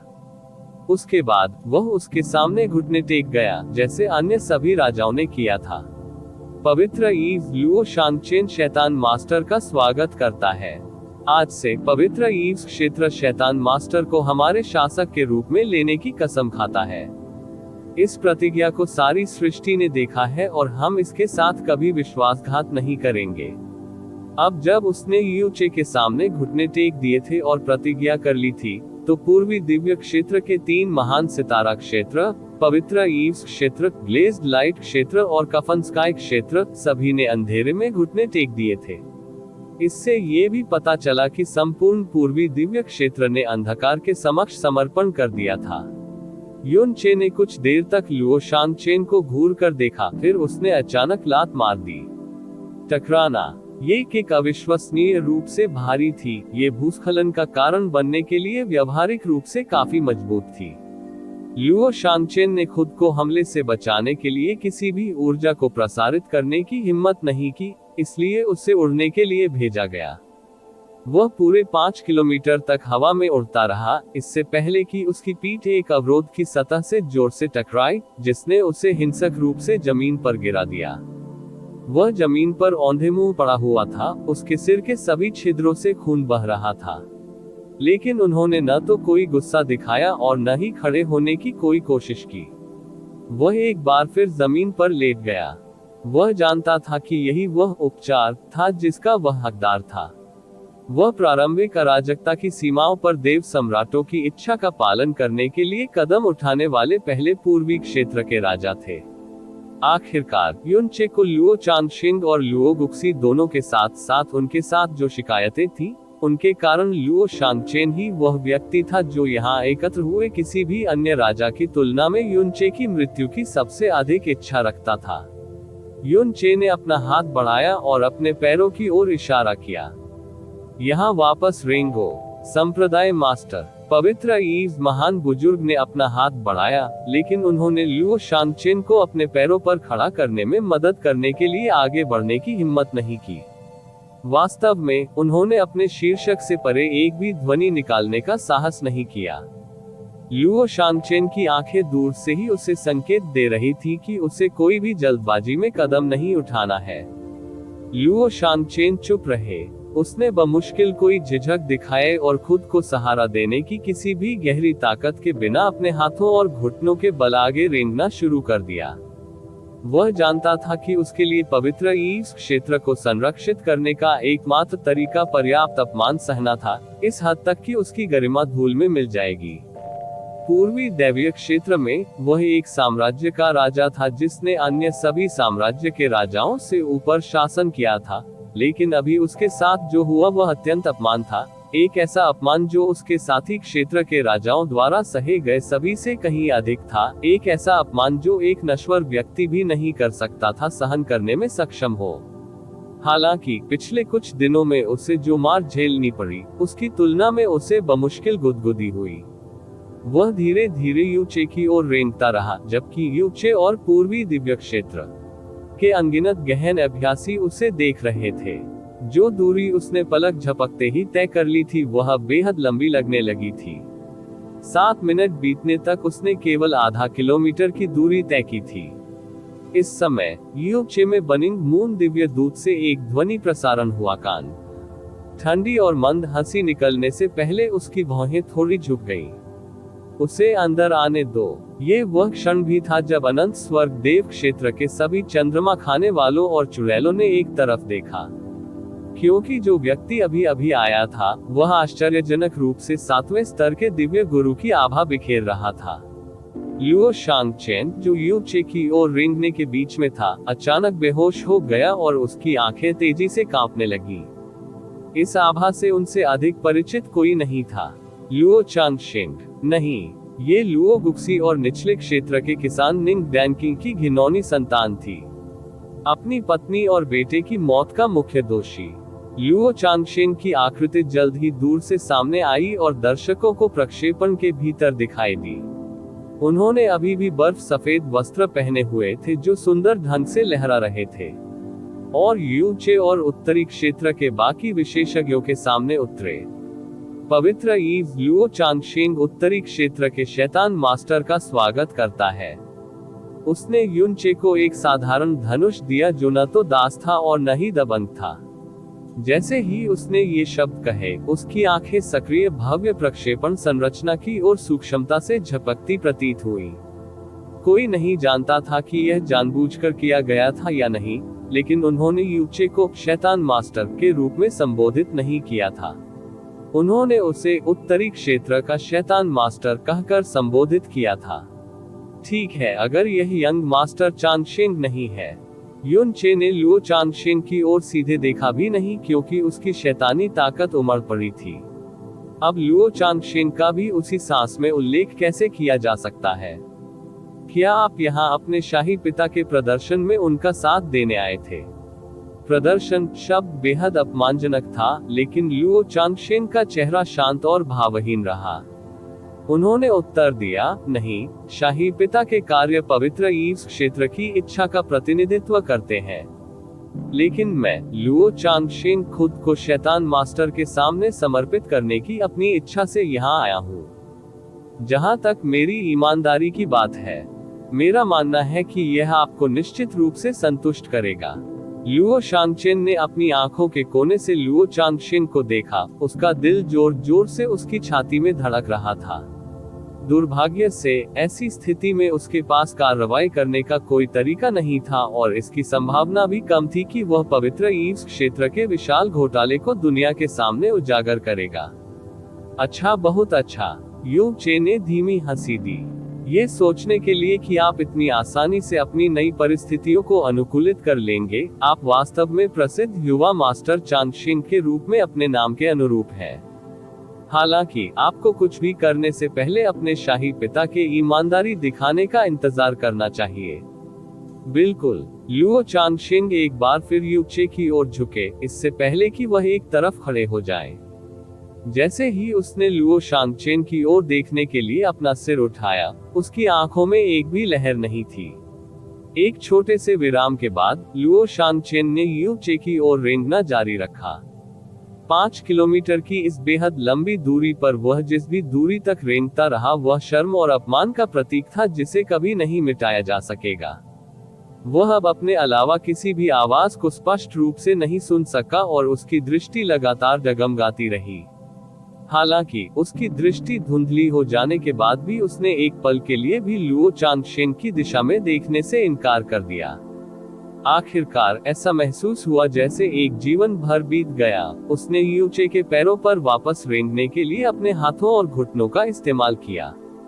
उसके पीछे जो कुछ था वह उसका जीवन भर का गौरव और सम्मान था। वह सब धूल में मिल गया था। पाह पाह पाह। युन चे ने धीरे से अपना सिर थपथपाया और उसके चेहरे पर एक फीकी मुस्कान आ गई। उन्होंने लुओ शांगचेन की प्रशंसा की। आप वास्तव में पवित्र ईव क्षेत्र के राजा होने के योग्य हैं। जब आप मेरी ओर रेंग रहे थे तो आपकी मुद्रा ऐसी नहीं थी कि कोई भी जानवर उसकी नकल कर सके। ये बस मेरे दिल को गर्मजोशी और खुशी से भर देता है। वास्तव में मुझे लगता है कि ताली बजाने और प्रशंसा में आहें भरने के अलावा मेरे पास कोई अन्य विकल्प नहीं बचा है। आप ऑडियो बुक्स 108 देख रहे हैं। धोखेबाजों से सावधान रहें। जैसे ही उसने ताली बजाना समाप्त किया, उसने एक और लात मारी, जो आपस में टकरा गई लुओ शांगचेन के सिर के साथ मजबूती से। लुओ शांगचेन ने अभी भी प्रहार को रोकने के लिए कोई ऊर्जा प्रसारित नहीं की थी, इसलिए उसे एक बार फिर उड़ान भरने के लिए भेजा गया। इस बार उसके मुंह से खून का एक लंबा तीर छूटा और उसमें उसके कुछ दांत भी समा गए। टकराना। लुओ शांगचेन ने यू चे से काफी दूर जमीन पर प्रहार किया। वह एक बार फिर कई किलोमीटर तक उड़ रहा था। जैसे ही वह धीरे धीरे अपने घुटनों पर रेंगा, यू चे की शांत और उदास आवाज उसके कानों में शैतान की आवाज की तरह गूंज उठी। चून की पवित्र ईव्स क्षेत्र का राजा इस कला में इतना कुशल है, तो क्यों न एक बार और यहाँ आकर दुनिया के लोगों को और अधिक आनंद दिया जाए। होली ईव्स ग्रेट एल्डर सिर से पैर तक कांप रहा था। लुओ शांगचेन ने अनजाने में अपने हाथों को मुट्ठियों में बंद करना शुरू कर दिया। भले ही वह किसी भी और सभी अपमान को सहने के लिए तैयार था, फिर भी उसका दिल और आत्मा इस समय भी गुस्से से कांप रहा था। कृपया कुछ देर इंतजार करें। अचानक बेवक्त एक आवाज आई। लुओ चांगशेंग आगे बढ़े, लेकिन इससे पहले कि वह बोलना समाप्त कर पाते, एक काली छाया पहले ही उनकी ओर आ चुकी थी। यह इतनी तेजी से आगे बढ़ा कि लुओ चांगशेंग अपनी खेती के बावजूद इसे चकमा देना भी शुरू नहीं कर सका। पाह एक भारी दरार के साथ इतनी जोर से कि इससे किसी के कान के पर्दे फटने का खतरा हो गया। लुओ चांगशेंग को दूर तक उड़ते हुए भेजा गया।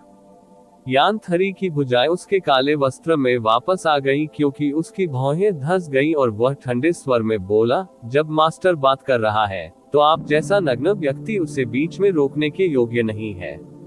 यह एक तमाचा था जो यम पूर्वज ने मारा था। अगर ज्यादातर लोग होते तो उनकी आत्मा भी उस थप्पड़ से चकनाचूर हो गई होती। लुओ चांगशेंग ने अपना शरीर इधर उधर घुमाया और उसके चेहरे का एक हिस्सा खून से लाल था, लेकिन उसके चेहरे पर कोई सदमा या गुस्सा नहीं था। इसके बजाय वह युन चे की ओर झुका और कहा, मैं असभ्य और उतावला था। हालांकि मैं शैतान मास्टर से विनती करता हूं कि वह मुझे एक दयालुता प्रदान करे। युन चे ने बगल की ओर देखा।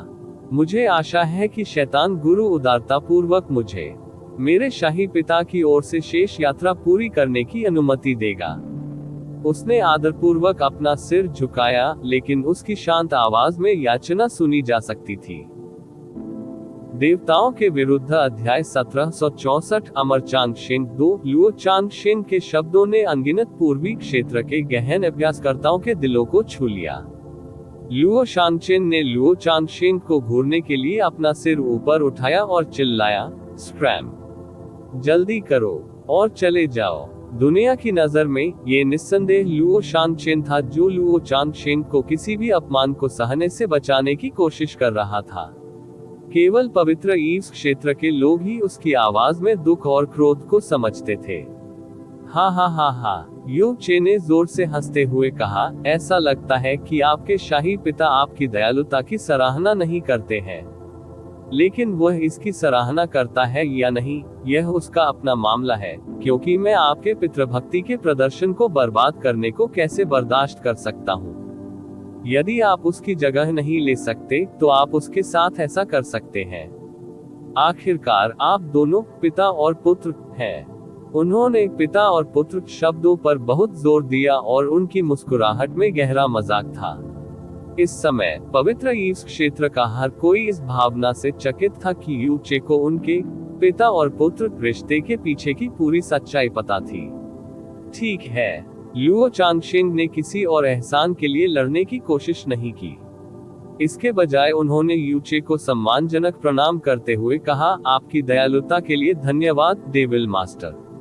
अपनी बात समाप्त करने के बाद वह चुपचाप लुओ शांगचेन की ओर चला गया और उसके बगल में अपने हाथों और घुटनों पर बैठ गया। भाड़ में जाओ। लुओ शांगचेन ने हिंसक रूप से लुओ चांगशेंग की ओर हाथ बढ़ाया। लुओ चांगशेंग ने अपना बचाव करने की कोशिश नहीं की, लेकिन ची बुयाओ ने अचानक हाथ उठा दिया। उसने प्रसन्न स्वर में बोलते हुए लुओ शांगचेन की शक्ति पर मुहर लगा दी। होली ईव्स रियलम किंग, आपके बेटे के लिए पितृभक्ति का ऐसा प्रदर्शन करना दुर्लभ है। वह आपके साथ सारी महिमा और शर्म साझा करने को तैयार है। उन्हें इस तरह से खारिज करना काफी भद्दा है। उत्तरी दैवीय क्षेत्र के भीतर ची बुयाओ का अधिकार यू चे के बाद दूसरे स्थान पर था। भले ही लुओ शांगचेन के दिल में इस समय हजारों लहरें उठ रही थी, फिर भी उसने अपने होंठ काटे और सहे। उसने पहले ही इतना अपमान सह लिया था, तो वह मनमुटाव के कारण अपने संप्रदाय की सुरक्षा को कैसे जोखिम में डाल सकता था। वह चुप रहा और अपना सिर नीचे कर लिया, और एक बार फिर यूचे की ओर रेंगना शुरू कर दिया। पूर्वी दिव्य क्षेत्र के प्रथम राज्य राजा के रूप में उन्होंने युद्ध में शानदार ढंग से मरने के बारे में सोचा था। जब शैतान सम्राट दुनिया में लौटा तो उसने आंख मूंद कर अपनी जान दे देने के बारे में भी सोचा था। हालांकि उसने कभी नहीं सोचा था कि वह वास्तव में इस तरह का अपमान सहने को तैयार होगा, क्योंकि यूचे जानता था कि यह उसके लिए मौत से कहीं अधिक कठिन था। इसलिए जबकि यूचे के कार्य सही तौर पर उदार थे, इन कार्यों के पीछे के इरादे सबसे क्रूर थे। ये लुओ शांगचेन से बदला लेने का सबसे क्रूर तरीका था, लेकिन उसकी वर्तमान दुर्दशा के लिए वास्तव में दोषी कौन था? पूर्वी दिव्य क्षेत्र में दो अन्य महान ऊपरी सितारा क्षेत्र, ग्लेज्ड लाइट क्षेत्र और कफन स्काई क्षेत्र, उनके शरीर और गरिमा को बरकरार रखा गया था। वास्तव में अब से पूर्वी दिव्य क्षेत्र में उनकी स्थिति पहले से कहीं अधिक होगी।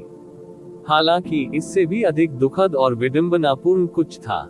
मुख्य कारण वह पहला व्यक्ति था जिसने खड़े होकर यूचे को मौत की सजा दी थी, जो आज अपमान का कारण भी था। लुओ चांगशिंग और लुओ गुक्सी के साथ यूचे के संघर्ष के कारण था, दो लोग जो अब वह सबसे ज्यादा नफरत करते थे उसके जीवन में। कितना विडंबनापूर्ण और हास्यास्पद है। लुओ चांगशिंग ने उसके पीछे रेंगते हुए उसके कार्यों की नकल की।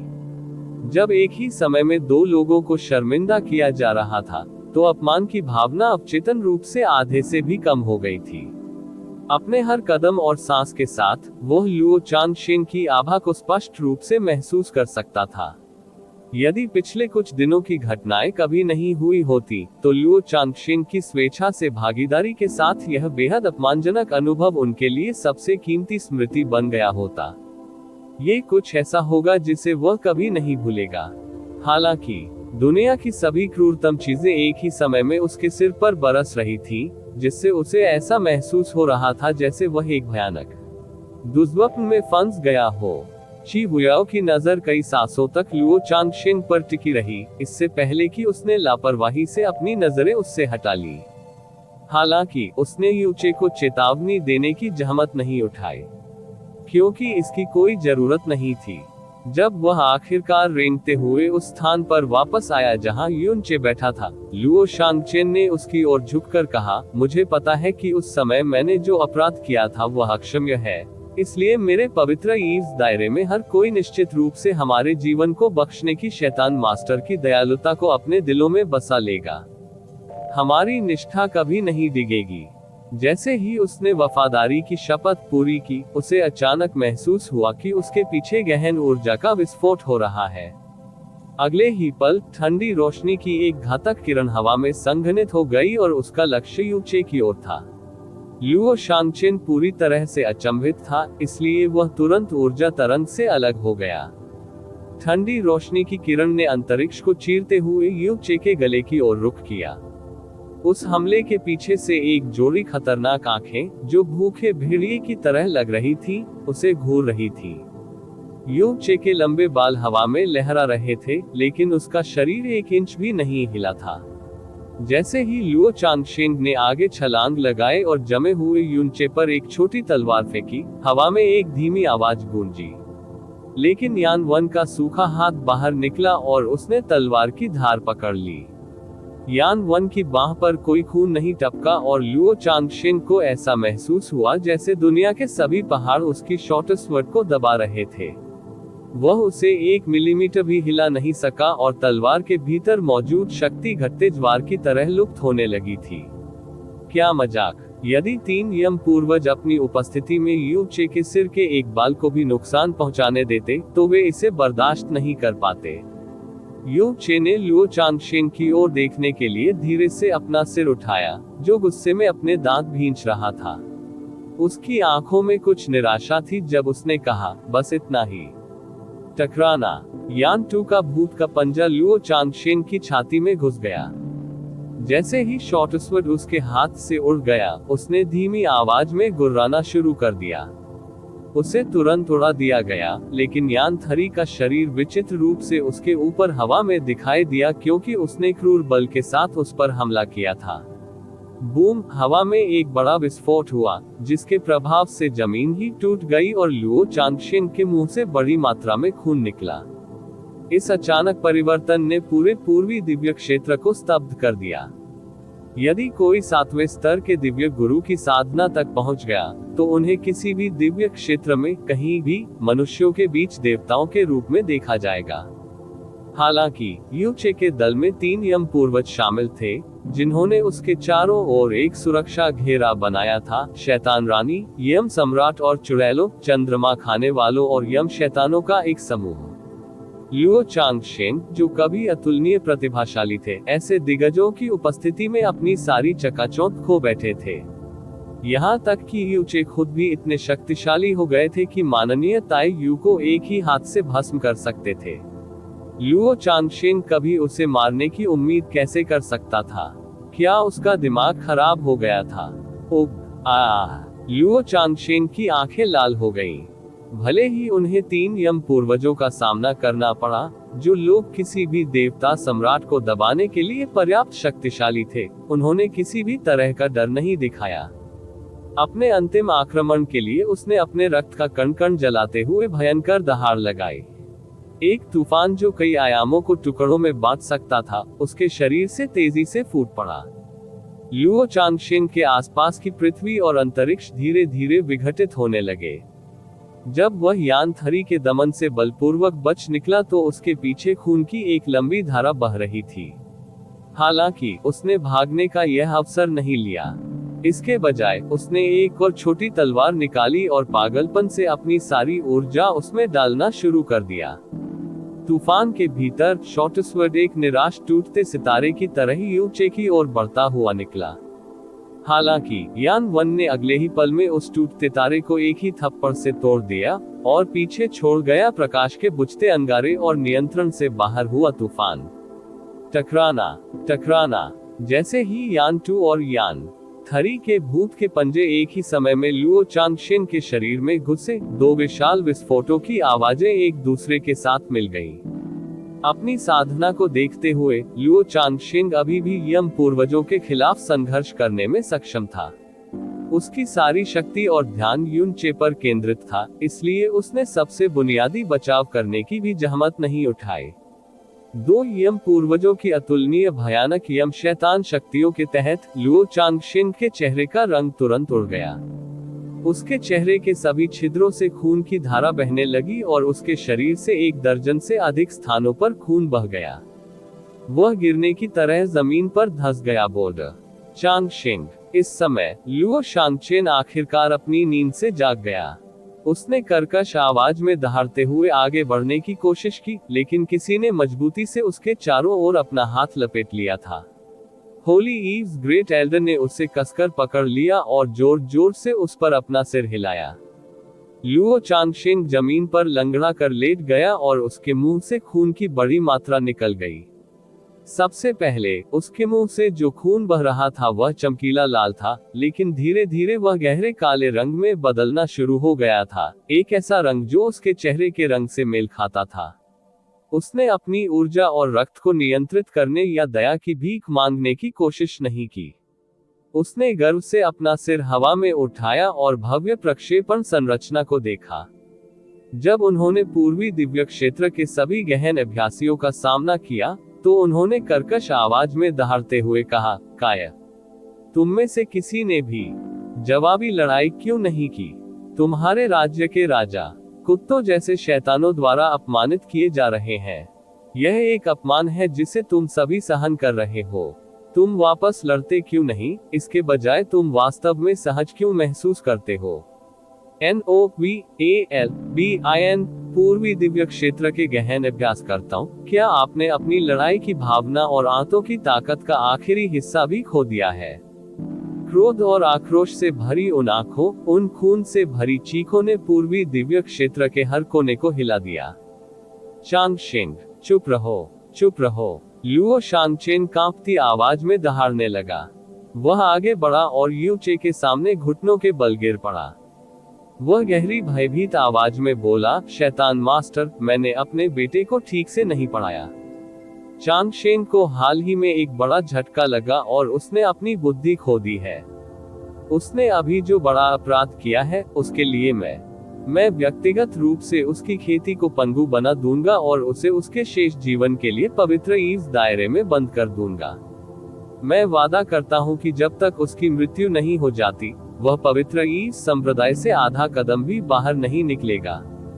कृपया दया दिखाएं और उसकी जान बख्श दें।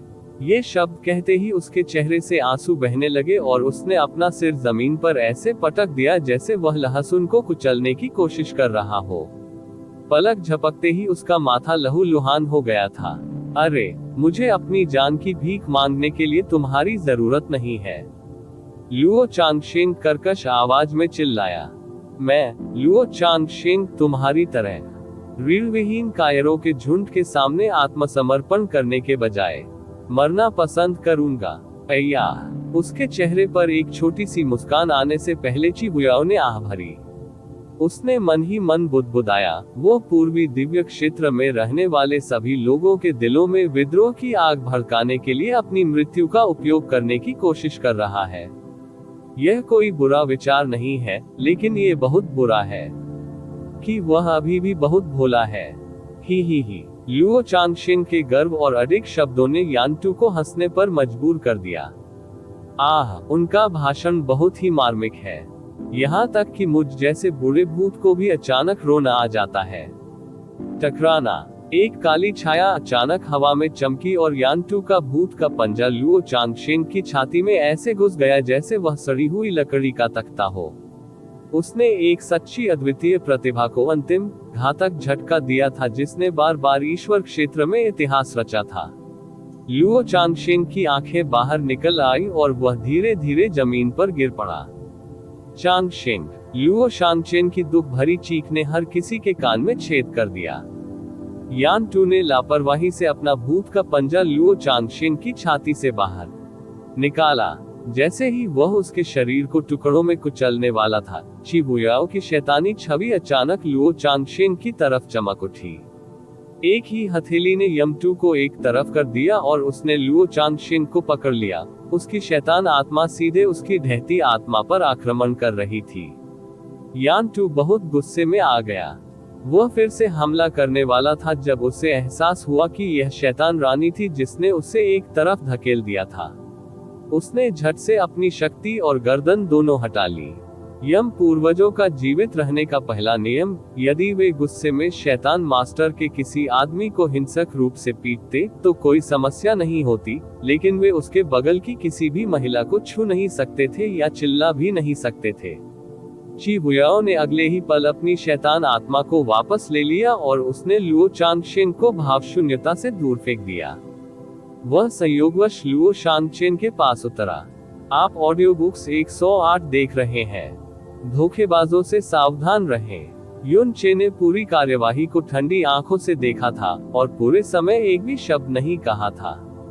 चांगशेन। लुओ चांगशेन ने लुओ चांगशेन के खून से सने शरीर को गले लगाते हुए खुद पर हमला कर दिया। जैसे ही उसे लगा कि उसकी जान चली गई, उसके आंसू बहने लगे, उसके चेहरे से खून बहने लगा। यदि उसके और लुओ चांगशेन के बीच कोई गहरा रिश्ता नहीं होता, तो सच्चाई का पता चलने पर वह क्यों टूट जाता। लुओ चांगशेन स्पष्ट रूप से एक हरामी और हरामी था, जिसका इस्तेमाल लुओ गुक्सी ने उससे बदला लेने के लिए किया था। लेकिन जब लुओ चांगशेन ने उसे वह घातक झटका खाते हुए देखा, तो इसने उसके दिल और आत्मा दोनों को तोड़ दिया, उसे अकल्पनीय दर्द से तोड़ दिया। लुओ चांगशेन का हाथ हिल रहा था। वह अपनी सारी बची हुई ताकत का उपयोग लुओ चांगशेन की ओर बढ़ाने के लिए कर रहा था और उसने चींटी की चहचहाट जैसी नर्म और कमजोर आवाज में फुसफुसाया, शाही पिता, मैं आगे बढ़ूंगा। उद्धरण चिन्ह ... उद्धरण चिन्ह। लुओ चांगशेन का पूरा शरीर कांप उठा और उसे बोलने में कठिनाई हो रही थी क्योंकि उसने अपनी सिसकियां बंद कर दी थी। मैं लुओ चांगशेन हूँ, वह बुदबुदाया। मैं शाही पिता का बेटा हूँ। होली ईव यंग मास्टर। मैं कमीने नहीं हूँ। लुओ चांगशेन ने अपनी आंखें बंद कर ली और धीरे से फुसफुसाया, ये सही है। आप निश्चित रूप से चांगशिंग हैं। तुम पवित्र ईस्ट क्षेत्र का गौरव हो मेरे बेटे। चाहे कुछ भी हो, तुम हमेशा बेटे रहोगे जिस पर मुझे सबसे ज्यादा गर्व है। जैसे ही उसकी आंखों की रोशनी कम होने लगी, लुओ चांगशिंग मुस्कुराने लगा। उसने आकाश में भव्य प्रक्षेपण संरचना को देखा और ऐसा महसूस किया जैसे वह अनगिनत आंखों को अपनी ओर घूरते हुए देख सकता है। उसके होठों पर एक हल्की सी मुस्कान आई और वह फुसफुसाया, इस तरह हर कोई मुझे याद रखेगा, लुओ चांगशिंग। उन्हें याद होगा कि मैं लुओ चांगशिंग हूँ। वह फीकी मुस्कान उसके चेहरे पर जम गई क्योंकि उसकी आंखों में धूसर आकाश झलक रहा था। जब सभी ने आत्मसमर्पण करना चुना, एक ऐसा आत्मसमर्पण जो उस समय बेहद शर्मनाक और अपमानजनक था, लुओ चांगशिंग, जिसके पास सबसे बड़ी प्रतिभा थी और जिसका भविष्य सबसे चमकदार था, जिसे अपने जीवन को बाकी सब चीजों से ऊपर रखना चाहिए था, उसने मरने का विकल्प चुना था सबमिट करने से। अपनी मृत्यु से पहले उन्होंने जो कुछ भी किया, हर कर्कश रोना, पूर्वी दिव्य क्षेत्र के सभी गहन चिकित्सकों की यादों में गहराई से अंकित होगा। हर कोई याद रखेगा, वे हमेशा याद रखेंगे कि वह लुओ चांगशिंग था। जैसे ही उसने स्पष्ट रूप से महसूस किया कि लुओ चांगशिंग के जीवन के आखिरी निशान मिट गए हैं, लुओ चांगशिंग के शरीर की हर एक मांसपेशी में ऐंठन और ऐंठन होने लगी, और यहाँ तक कि उसकी आत्मा भी ऐंठने लगी थी। कभी कभी उसे महसूस होता था कि वह पूरी तरह से खोखला हो गया है, लेकिन उस खोखले खालीपन के साथ साथ एक भयंकर दर्द भी होता था जिसे उसने पहले कभी महसूस नहीं किया था। उसने लुओ चांगशिंग के शरीर को उठाया, उसकी आंखें खाली थी और धीरे धीरे चला गया। उसके कदमों की आवाज किसी कमजोर और बूढ़े आदमी की तरह भारी थी, और वह पूरी तरह से भूल गया था कि उससे यू चे का काला निशान नहीं मिला है।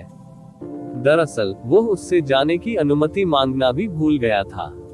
यू चे ने उसे रोकने के लिए कोई आदेश नहीं दिया और कोई भी उसे रोकने के लिए खुद आगे नहीं बढ़ा। युन चे ने पलटकर चिबुयाओ को एक ध्वनि प्रसारण भेजा, क्या आपने उसकी यादें खोजी? हाँ, चिबुयाओ ने उत्तर दिया। मैंने मूल रूप से सोचा था कि उसे लुओ गुक्सी के ठिकाने के बारे में पता होगा, लेकिन मुझे आश्चर्य हुआ, वह नहीं जानता था। यह पागल औरत अभी भी एक खतरा बनी हुई है, जो न तो महत्वपूर्ण है और न ही इसे नजरअंदाज किया जा सकता है। हालांकि उसे लुओ गुक्सी की कोई खबर नहीं मिली थी, लेकिन उसने अन्य जानकारी प्राप्त कर ली थी। युन चे ने इस मामले को आगे नहीं बढ़ाया। आह, क्या अफसोस है। चिबुयाओ ने उस दिशा में देखा जहां लुओ चांगशिंग गया था। उसने धीरे से दो नाम पुकारने से पहले एक उदास आह भरी, जीशिन, जीलिंग। जीशिन और जीलिंग उसी समय उसके पीछे आए जब उन्होंने उसे प्रणाम किया और उनके आदेशों की प्रतीक्षा की। पवित्र ईव संप्रदाय को समाप्त कर दिया, चिबुयाओ ने उदासीनता से कहा। हाँ, जीशिन और जीलिंग को उनके आदेश मिले और वे चले गए। देवताओं के विरुद्ध अध्याय 1765 रसातल भविष्यवाणी। लुओ चांगशिंग के चले जाने के बाद यान तियानजियाओ ने अचानक आह भरी। मैंने इस लुओ चांगशिंग के बारे में बहुत पहले सुना था। उन्हें एक युवा और असाधारण प्रतिभा वाला व्यक्ति माना जाता था। उस आदमी को अपनी आंखों से देखने के बाद मैं अब कह सकता हूँ कि वह थोड़ा मूर्ख और भोला था, लेकिन बिना रीढ़ वाला नहीं। ऐसे व्यक्ति को खोना हमेशा शर्म की बात होती है। रीढ़ की हड्डी। चिबुयाओ मुस्कुराया। यम सम्राट, आपने नहीं सोचा था कि वह अंधेरे में समर्पण करने के बजाय मरना पसंद करेगा? क्या आपने सोचा था? हम, यान तियानजियाओ ने अपने सिर पर सवालिया निशान लेकर उसकी ओर देखा। चिबुयाओ ने बताया, अपने जन्म के समय से ही लुओ चांगशिंग को पवित्र ईव दायरे के राजा के बेटे और लुओ गुक्सी के शिष्य के रूप में जाना जाता था। उनकी प्रतिभा थी अभूतपूर्व और उन्हें बहुत कम उम्र में होली ईव यंग मास्टर बना दिया गया। आप कह सकते हैं कि वह एक चांदी के चम्मच के साथ पैदा हुए थे जिसे कोई अन्य व्यक्ति 100 जन्मों में सपने में भी नहीं सोच सकता था। बेशक मौत उसके लिए डरावनी है, लेकिन जो चीज उसे और भी अधिक डराती है वह उन चीजों को खोना है जिन्होंने उसे आज वह बनाया है, और उससे भी बदतर यह है कि उन्हें उसके जीवन की शाश्वत शर्म में बदल दिया गया है। अगर उसने जीवित रहना चुना होता तो वह कभी भी पवित्र ईस क्षेत्र में वापस नहीं लौट पाता। लुओ शांगचेन उससे हमेशा नफरत करेगा और दुनिया को उसकी शर्मिंदगी के बारे में पता चलने में बस कुछ ही समय था। इसलिए उसने मौत को चुना। इस कृत्य से लुओ शांगचेन की उसके प्रति नफरत गायब हो जाएगी और पीछे रह जाएगा केवल दुख और वह बंधन जो उन्होंने बनाया था।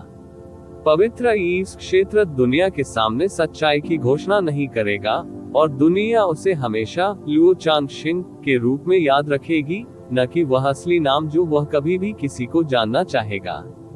उद्धरण चिन्ह उद्धरण चिन्ह। यान तियानजियाओ ने भौहें चढ़ा दी। तुम्हारा इससे क्या मतलब है? ची हुयाओ ने मुस्कुराते हुए अपना सिर हिलाया। मैं यही रुकूंगा। वह मर चुका है और मुझे सच्चाई को उजागर करने और उस गौरव को नष्ट करने में कोई फायदा नहीं दिखता जिसकी रक्षा के लिए उसने अपनी जान दे दी। यान तियानजियाओ विचारशील लग रहा था, लेकिन उसने और कुछ नहीं पूछा। ची हुयाओ ने मुंह फेर लिया और आखिरी बार टिप्पणी की। मेरा मानना है कि उनकी पसंद स्मार्ट थी, लेकिन इसने उस व्यक्ति की नाजुकता को भी उजागर कर दिया। आप क्या कर सकते हैं? उनका जीवन बहुत आसान था। हालांकि ची हुयाओ ने लुओ चांगशिन की शर्मिंदगी को उजागर नहीं करने का फैसला किया था, लेकिन इसका मतलब यह नहीं था कि उसे उस पर थोड़ा भी दया आती थी। लुओ चांगशिन ने अपने रहस्य को छुपाने के लिए मौत का इस्तेमाल किया था और हर किसी के दिल में लुओ चांगशिन नाम अंकित कर दिया था। इसका मतलब ये भी था कि वह हर तरह से अपने पिता का बेटा था, एक महान व्यक्ति जो अपने दिल की गहराइयों से निचले सितारा क्षेत्र के निवासियों को तुच्छ समझता था, और एक सर्वोच्चतावादी जो निम्न वर्ग के व्यक्ति के बेटे के रूप में याद किए जाने के बजाय मरना पसंद करेगा, कमीना। दूसरे शब्दों में, वह अपने जैविक पिता को स्वीकार करने के बजाय मरना पसंद करेगा। ऐसा लगता है कि वह भूल गया था कि यूनचे, वह व्यक्ति जिसने पवित्र ईस क्षेत्र को अपने घुटनों पर ला दिया था, वह उससे भी अधिक विनम्र मूल का था। अंडरस्को अंडरस्को अंडरस्को अंडरस्को अंडरस्को अंडरस्को अंडरस्को अंडरस्को अंडरस्को अंडरस्को अंडरस्को अंडरस्को अंडरस्को अंडरस्को पूर्वी दिव्य क्षेत्र। स्वर्गीय रहस्य क्षेत्र। स्वर्गीय रहस्य क्षेत्र पूरे पूर्वी दिव्य क्षेत्र में किसी को छोड़कर सबसे अनोखा ऊपरी सितारा क्षेत्र था।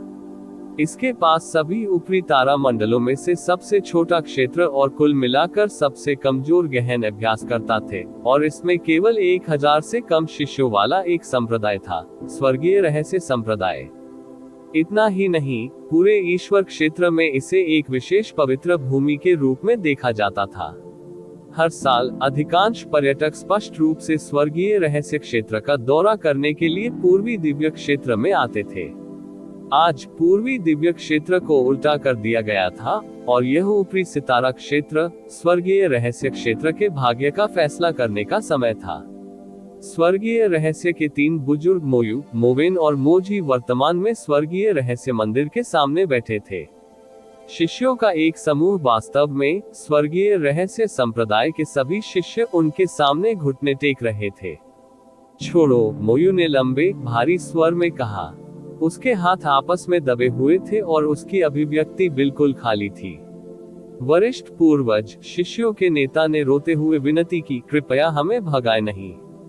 स्वर्गीय रहस्य क्षेत्र में कोई लड़ने वाली शक्ति नहीं है, और हम शैतान मास्टर के लिए बिल्कुल भी खतरा नहीं है। इसके अलावा अधिकांश ऊपरी सितारा क्षेत्र पहले ही उसके सामने आत्मसमर्पण कर चुके हैं। हम वैसा ही क्यों नहीं कर सकते? मोयू ने उदासीनता से कहा, इसका इससे कोई लेना देना नहीं है। छुट्टी, कृपया हमारे साथ आए, वरिष्ठ पूर्वज। हम पश्चिमी दिव्य क्षेत्र में जा सकते हैं। निश्चित रूप से वे हमारा और हमारी स्वर्गीय रहस्यमय दिव्य शक्ति का खुली बाहों से स्वागत करेंगे। अब कोई स्वर्गीय रहस्य संप्रदाय या स्वर्गीय रहस्य दैवीय शक्ति नहीं होगी। मोजी ने उस क्रूर बयान को दोहराया जिसने कुछ समय पहले सभी स्वर्गीय रहस्य शिष्यों को अवाक कर दिया था। इस दिन के बाद तुम कभी भी अपने आप को स्वर्गीय रहस्य शिष्य नहीं कहोगे। अब चले जाओ। अंत में स्वर्गीय रहस्य 3 बुजुर्ग हमेशा की तरह पथरीले दिखाई दिए।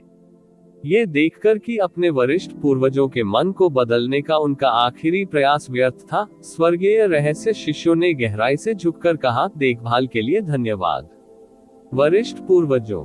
वे तितर बितर हो गए और वैसे ही दायरे से बाहर चले गए। बहुत समय पहले स्वर्गीय रहस्य क्षेत्र होगा अपने लाभ के लिए भाग्य पर नजर डालने की आशा रखने वाले लोगों की भरमार है। आज मोयू, मोवेन और मोजी ही शांत उजाड़ क्षेत्र में बचे थे। मोयू ने अपनी आंखें खोली और अंधेरे आकाश की ओर देखा। उन्होंने कहा, स्वर्ग की इच्छा अप्रत्याशित है और भाग्य किसी भी क्षण बदल सकता है। तो क्या होगा यदि हम स्वर्गीय रहस्य का एक क्षण प्राप्त कर सके? मोवेन ने पूछा, तुम्हें क्या लगता है कि तराजू का वजन कैसा होगा? क्या आपको लगता है कि हमने पुण्यपूर्ण या पापपूर्ण जीवन जिया है? हम पापी हैं। मोजी ने अपना जवाब दिया। शायद स्वर्गीय रहस्य को इकट्ठा करने का कार्य शुरू से ही पाप था। मोवेन ने अपना हाथ उठाया और स्वर्गीय रहस्य भगवान कैनन को बुलाया। एक साथ स्वर्गीय रहस्य तीन बुजुर्गों ने अपनी ताकत का विलय कर दिया और भविष्यवाणी की पुस्तक को एक बार फिर से खोल दिया। जब 9 चरण का स्वर्गीय क्लेश प्रकट होगा तो सच्चा ईश्वर वापस आएगा। सदाचार से शाश्वत शांति मिलेगी। बुराई शैतान भगवान का नरसंहार लाएगी। बहुत देर तक वे बस पहले पन्ने पर भविष्यवाणी को देखते रहे। साथ ही उनके क्षेत्र के संस्थापक महान पूर्वज हाउटियन की अंतिम भविष्यवाणी भी। उस समय महान पूर्वज हाउटियन स्थिति के मामले में लगभग अनंत स्वर्ग के महान पूर्वज के समान स्तर पर थे। स्वर्गीय रहस्य के तीन बुजुर्गों ने उसकी गहराई से पूजा की और उन्होंने उसकी अंतिम भविष्यवाणी पर कभी संदेह नहीं किया। नोव एल्प इन जब भविष्यवाणी का उत्तरार्ध अचानक सम्मानित ईश्वर मंच पर प्रकट हुआ तो स्वर्गीय रहस्य तीन बुजुर्गों ने यूचे की रक्षा के लिए इसे जनता से छुपा दिया था। प्रोफाउंड गॉड कन्वेंशन के दौरान यूचे की लड़ाई स्वर्गीय रहस्य तीन बुजुर्गों के लिए भी आंखें खोलने वाली थी। उन्होंने देखा था कि उसकी आंखें कितनी साफ और दाग रहित थीं, और उन्हें यकीन था कि जब यूचे पूर्ण परिपक्वता प्राप्त कर लेगा तो वह दुनिया में बहुत खुशियां लाएगा। यदि उन्होंने भविष्यवाणी को सार्वजनिक करना चुना होता तो लोगों ने पहले भाग को पूरी तरह से नजरअंदाज कर दिया होता। वे उसे केवल एक खतरा समझेंगे और उसे खत्म करने के लिए कार्य करेंगे। जब यूचे ने दुनिया को बचाया और उन्हीं लोगों ने उन्हें धोखा दिया जिन्हें उसने बचाया था, तो उन्होंने लंबे और गंभीर विचार के बाद शाश्वत स्वर्ग भगवान सम्राट को इस बारे में सूचित करने का फैसला किया। उस समय शाश्वत स्वर्ग भगवान सम्राट गहरे पश्चाताप और आत्मघृणा में डूबे हुए थे। यूचे को मारने का विचार उसके मन में कभी नहीं आया, भले ही यूचे ने उसकी गहरी ऊर्जा को उजागर कर दिया था और वह इस बात पर भी गंभीरता से सोच रहा था कि यूचे के जीवन की रक्षा कैसे की जाए, जबकि उसके जन्मस्थान को गुप्त रखा गया था।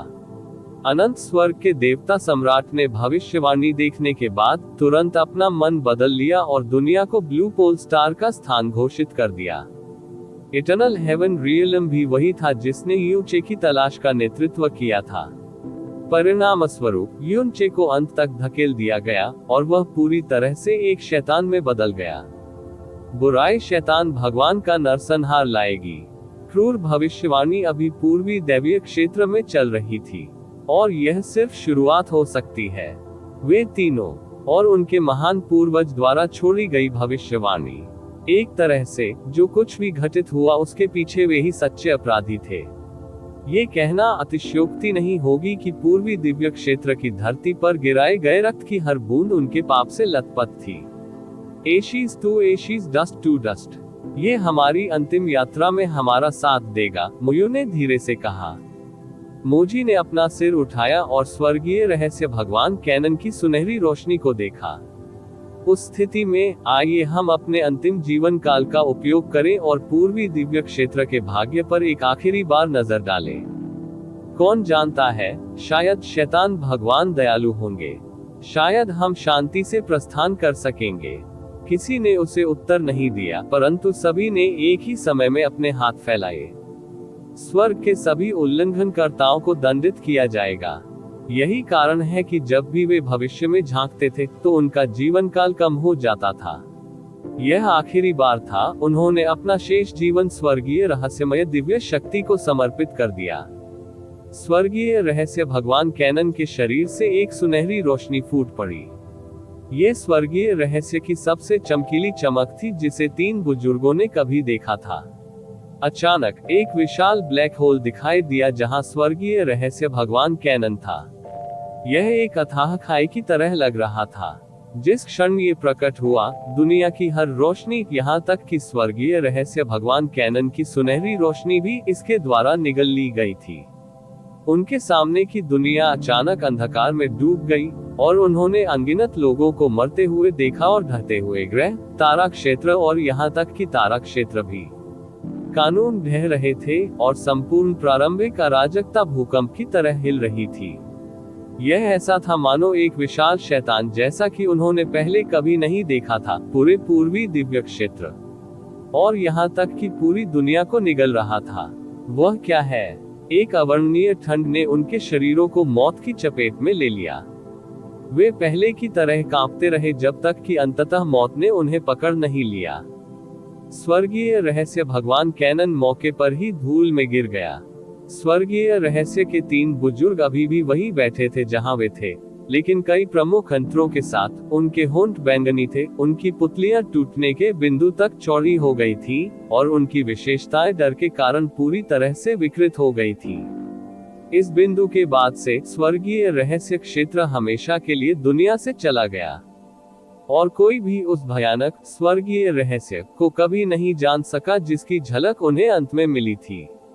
अंडरस्को अंडरस्को अंडरस्को अंडरस्को अंडरस्को अंडरस्को अंडरस्को अंडरस्को अंडरस्को अंडरस्को अंडरस्को अंडरस्को बड़े भाई यूचे। जैसे ही शुई मेइन यूचे के बगल में गिरी, आकाश में एक कर्कश मधुर चीख गूंज उठी। जिस क्षण वह चमकी, वह एक ऐसी रोशनी की तरह चमकी जो इतनी शुद्ध थी कि उसे दागदार नहीं किया जा सकता था। उत्तरी दिव्य क्षेत्र के साथ लौटने के बाद से यूचे एक पूरी तरह से अलग व्यक्ति में बदल गया था। ससुर जो हमेशा योग्य दामाद चिल्लाते हुए कंधे से कंधा मिलाकर ताली बजाते थे, और नंद जो जितनी विनम्र होने के साथ साथ घमंडी भी थी, उनकी जगह सम्मानजनक अधीनस्थों की एक जोड़ी ने ले ली जो लगातार इस बात को लेकर चिंतित रहते थे वे किसी तरह उसका क्रोध भड़का सकते हैं। लेकिन शुई मेइन ही एकमात्र ऐसी व्यक्ति थी जो उसे बिल्कुल पहले जैसा ही देखती और व्यवहार करती थी। वह तुरंत यूचे के बगल में आ गई थी, अपनी बाहों को उसके चारों ओर लपेटना जैसे कि ये दुनिया का सबसे स्वाभाविक इशारा था। यान थरी ने उसे थप्पड़ मारने की लगभग गलती कर दी थी, इससे पहले कि वह समय पर खुद को रोक लेता और निकट की गलती पर कांप जाता। आप ऑडियो बुक्स 108 देख रहे हैं। धोखेबाजों से सावधान रहें। आप क्यों आए? यूचे ने उतनी ही गर्मजोशी से मुस्कुराने से पहले एक बार उसकी नाजुक नाक पर हाथ फेरा। ये जगह काफी खतरनाक है, आप जानते हैं। पश्चिमी दैवीय क्षेत्र और दक्षिणी दैवीय क्षेत्र किसी भी समय यहाँ पर गुप्त हमला कर सकते हैं। बेशक ऐसा इसलिए है क्योंकि मुझे तुम्हारी याद आती है। शुई मेइन उस पर मुस्कुराई। बड़े भाई यूचे, क्या आप अभी आजाद हैं? हाँ मैं हूँ। वह वापस मुस्कुराया। वह कियाने यंग र के उसके पास लौटने का इंतजार कर रहा था।